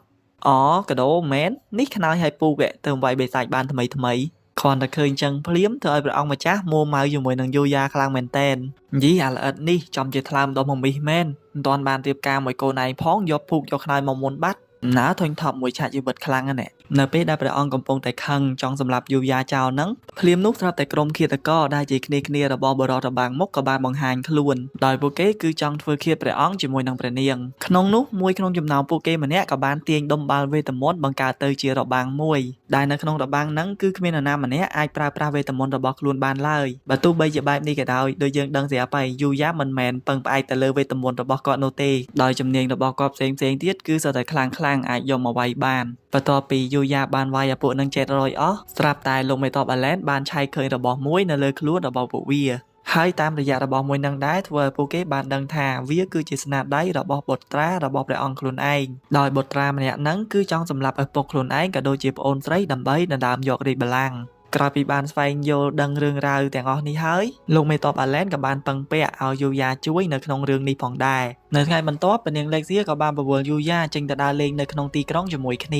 ាចំណែកឯលូណាវិញក៏បានសុំទៅជាមួយគ្នាផងដែរនៅពេលដែលអ្នកទាំងពីរកំពុងតែតោងយូយ៉ាទៅលេចបន្តិចទៅកើតបន្តិចហ្នឹងយូយ៉ាស្រាប់តែបានចាប់អារម្មណ៍ជាមួយនឹងជំរំអ្នកផ្សងព្រេងមួយនៅក្បែរនោះដោយហេតុនេះលូណាក៏បានបបួលយូយ៉ាឲ្យចុះឈ្មោះនៅក្នុងជំរំហ្នឹងតែម្ដងកុំឲ្យយូយ៉ាហ្នឹងសង្ស័យច្រើននៅពេលដែលចូលទៅដល់ស្រីស្អាតម្នាក់មានឈ្មោះថាអេមីលីដែលជាបុគ្គលិកធ្វើការនៅកន្លែងហ្នឹងបានហុចហ្វមចុះឈ្មោះទៅឲ្យយូយ៉ាហើយនិងលូណាបន្ទាប់ពីបានបំពេញព័ត៌មានតាក់ទងជាមួយនឹងសមត្ថភាពរបស់ខ្លួនចូលទៅក្នុងហ្វមហ្នឹងហើយកញ្ញាអេមីលីក៏បានយកដុំបាល់ម៉ាណាវេទមន្តមួយចេញមកដើម្បីវាស់ស្ទង់ថាមពលវេទមន្តរបស់ពួកគេនៅពេលដែលលូណាបានដាក់ដៃរបស់នាងនៅលើដុំបាល់មួយនោះយើងឃើញថាលូណាមិនសូវមានសមត្ថភាពក្នុងការប្រើប្រាស់វេទមន្តនោះទេបន្ទាប់មកក៏ដល់វេនយូយ៉ាវិញម្ដងពេលដែលយូយ៉ាដាក់ដៃលើវាទៅស្រាប់តែដុំបាល់មួយនោះបែកខ្ទេចដោយសារតែថាមពលវេទមន្តនៅក្នុងខ្លួនរបស់យូយ៉ាហ្នឹងវាសាហាវខ្លាំងពេកពេលឃើញដូចនេះធ្វើឲ្យមនុស្សគ្រប់គ្នាដែលកំពុងអង្គុយលេងនៅកន្លែងហ្នឹងមានការភ្ញាក់ផ្អើលជាខ្លាំងលើពីនេះទៅទៀតនៅពេលដែលកញ្ញាអេមីលីឃើញព័ត៌មាននៅក្នុងហ្វមរបស់យូយ៉ាហើយធ្វើឲ្យនាងសប្រាយខ្លាំងមែនទែនព្រោះនាងបានឃើញថាយូយ៉ានឹងចេះប្រើវេទមន្តច្រើនប្រភេទ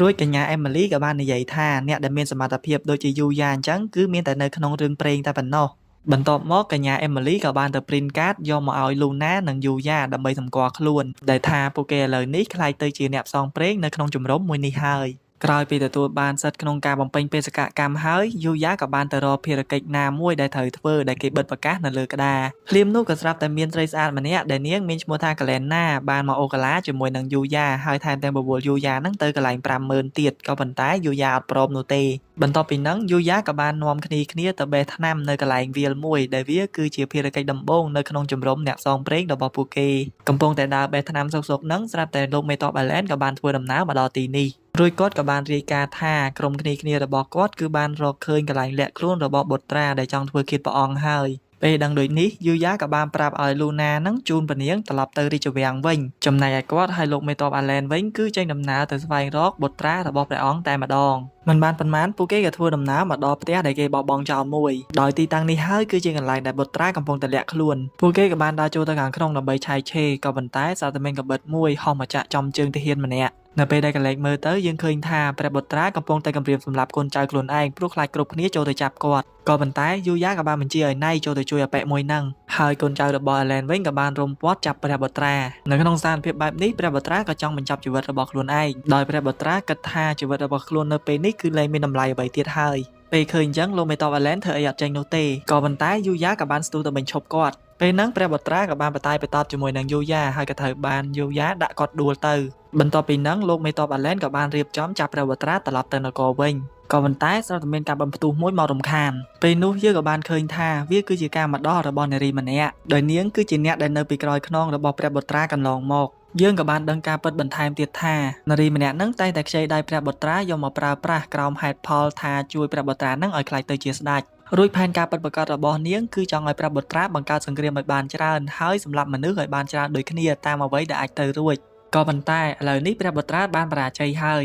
ដូចនេះវាក៏លែងជាប្រយោជន៍សម្រាប់នាងទៀតដែរអញ្ចឹងហើយព្រះបុត្រាគឺត្រូវតែស្លាប់គ្រាន់តែឮថានាងចង់សម្លាប់ព្រះបុត្រាភ្លាមលោកមេតបអាឡែនក៏បានចូលទៅជួយក៏ប៉ុន្តែស្រាប់តែមានផ្លែព្រួយមួយមកបញ្ឈប់សកម្មភាពរបស់គាត់បន្ទាប់មកនារីម្នាក់ហ្នឹងក៏ប្រើវេទមន្តព្រួយរបស់នាងធ្វើការវាយប្រហារទៅអ្នកគ្រប់គ្នាដែលនៅទីនោះរួចនារីម្នាក់ហ្នឹងក៏បានឲ្យយើងដឹងទៀតថាគោលបំណងធំរបស់នាងគឺចង់សម្លាប់ផ្ដាច់ពូជមនុស្សចោលឲ្យអស់ចេញពីពិភពលោកមួយនេះដោយឃើញថាកូនចៅរបស់លោកមេតបអាឡែនមិនអាចទប់ទល់ជាមួយនឹងព្រួយដ៏ច្រើនរបស់នារីម្នាក់នឹងទៀតបានយូយ៉ាក៏បានប្រើស្គីលកម្ពុជារបស់គាត់មួយដែលធ្វើឲ្យព្រួយទាំងអស់ហ្នឹងប៉ើងទៅវិញខ្ទេចគ្មានសល់នៅពេលដែលបានឃើញយូយ៉ាជួយអញ្ចឹងលោកមេតបអាឡែនក៏បានអរគុណយូយ៉ាក្រោយពីបានឮឈ្មោះយូយ៉ាចេញពីមាត់លោកមេតបអាឡែននារីម្នាក់នោះក៏បានដឹងថាអាប៉ែនឹងហើយគឺជាយូយ៉ាដែលជាមនុស្សដែលនាងតាមរកកន្លងមកដូចគ្នាបន្ទាប់មកនាងក៏ចង់វាយជាមួយនឹងយូយ៉ាក៏ប៉ុន្តែនាងក៏បានបដូរចិត្តវិញក៏ដោយសារតែឥឡូវនេះនាងបានប្រើធម្មពលអស់រៀងច្រើនហើយដូចនេះនាងក៏បានត្រឡប់ទៅវិញសិនដើម្បីប្រមូលយកធម្មពលទុកវាយជាមួយនឹងយូយ៉ានៅថ្ងៃក្រោយចំណែកឯព្រះបុត្រាវិញឥឡូវនេះត្រូវបានឃាត់ខ្លួនបានសម្រេចមិនបានប៉ុន្មានពួកគេក៏បានបញ្ជូនខ្លួនព្រះបុត្រាទៅកាត់ទោសនៅឯរាជវាំងនៅពេលកំពុងតែលុតជង្គង់នៅនឹងមុខព្រះអង្គពួកទាហានក៏បានដោះស្រោមមុខរបស់ព្រះបុត្រាចេញរួចយើងក៏បានឃើញថានៅលើមុខនិងដងខ្លួនរបស់គាត់គឺពោពេញទៅដោយស្នាមរបួសហើយស្នាមរបួសទាំងអស់នឹងដែរគឺវាបានកើតឡើងដោយសារតែពនាងលេកសៀ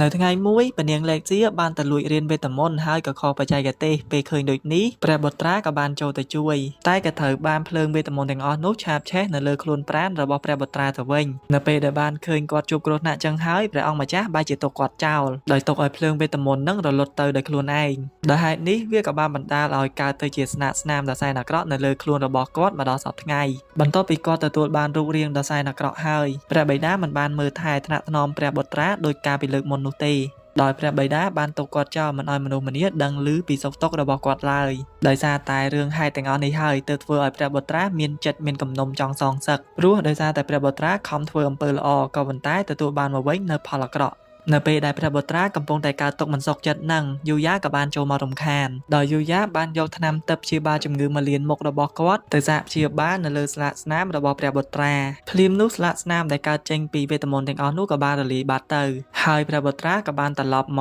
រូបរាងសង្ហាវិញបើទោះបីជាព្រះបុត្រាបានរូបរាងដើមវិញក៏ដោយក៏គាត់នៅតែជាប់ទោសប្រហារជីវិតដដែលដោយហេតុនេះព្រះអង្គក៏បានឲ្យពនាងលេកសៀជាអ្នកសម្រេចចិត្តថាត្រូវធ្វើដូចម្តេចជាមួយនឹងបងប្រុសរបស់ខ្លួនភ្លាមនោះពនាងលេកសៀក៏បានលើកលែងទោសឲ្យបងប្រុសរបស់ខ្លួនដូចជាការដែលពនាងលើកលែងទោសឲ្យលូណាអញ្ចឹងដែរគ្រាន់តែលឺអញ្ចឹងភ្លាមព្រះអង្គដូចរៀងអត់ចង់យល់ស្របជាមួយនឹងលូណានោះទេក៏ដោយសារតែវាងាយខ្លាំងពេកក៏ប៉ុន្តែពនាងលេកសៀក៏បានលេងស្ទាយចាស់ប្រយ័ត្នអូនខឹងណាដល់ពេលអញ្ចឹងព្រះអង្គក៏យល់ស្របជាមួយនឹងកូនស្រីកំហួចម្នាក់ហ្នឹងបន្ទាប់ពីបិតាបុត្រាបុត្រីគេនិយាយត្រូវគ្នាហើយព្រះអង្គក៏បានចង់ផ្ដល់រង្វាន់ឲ្យយូយ៉ាដែលបានជួយកូនប្រុសរបស់ទ្រង់យេយកខ្ញុំធ្វើរង្វាន់ហ្មងពងចង់បានយូយ៉ាធ្វើប្តីស្រាប់ផង No អត់ទេពនាងម្ចាស់ខ្ញុំក៏ចង់បានយូយ៉ាធ្វើប្តីដែរ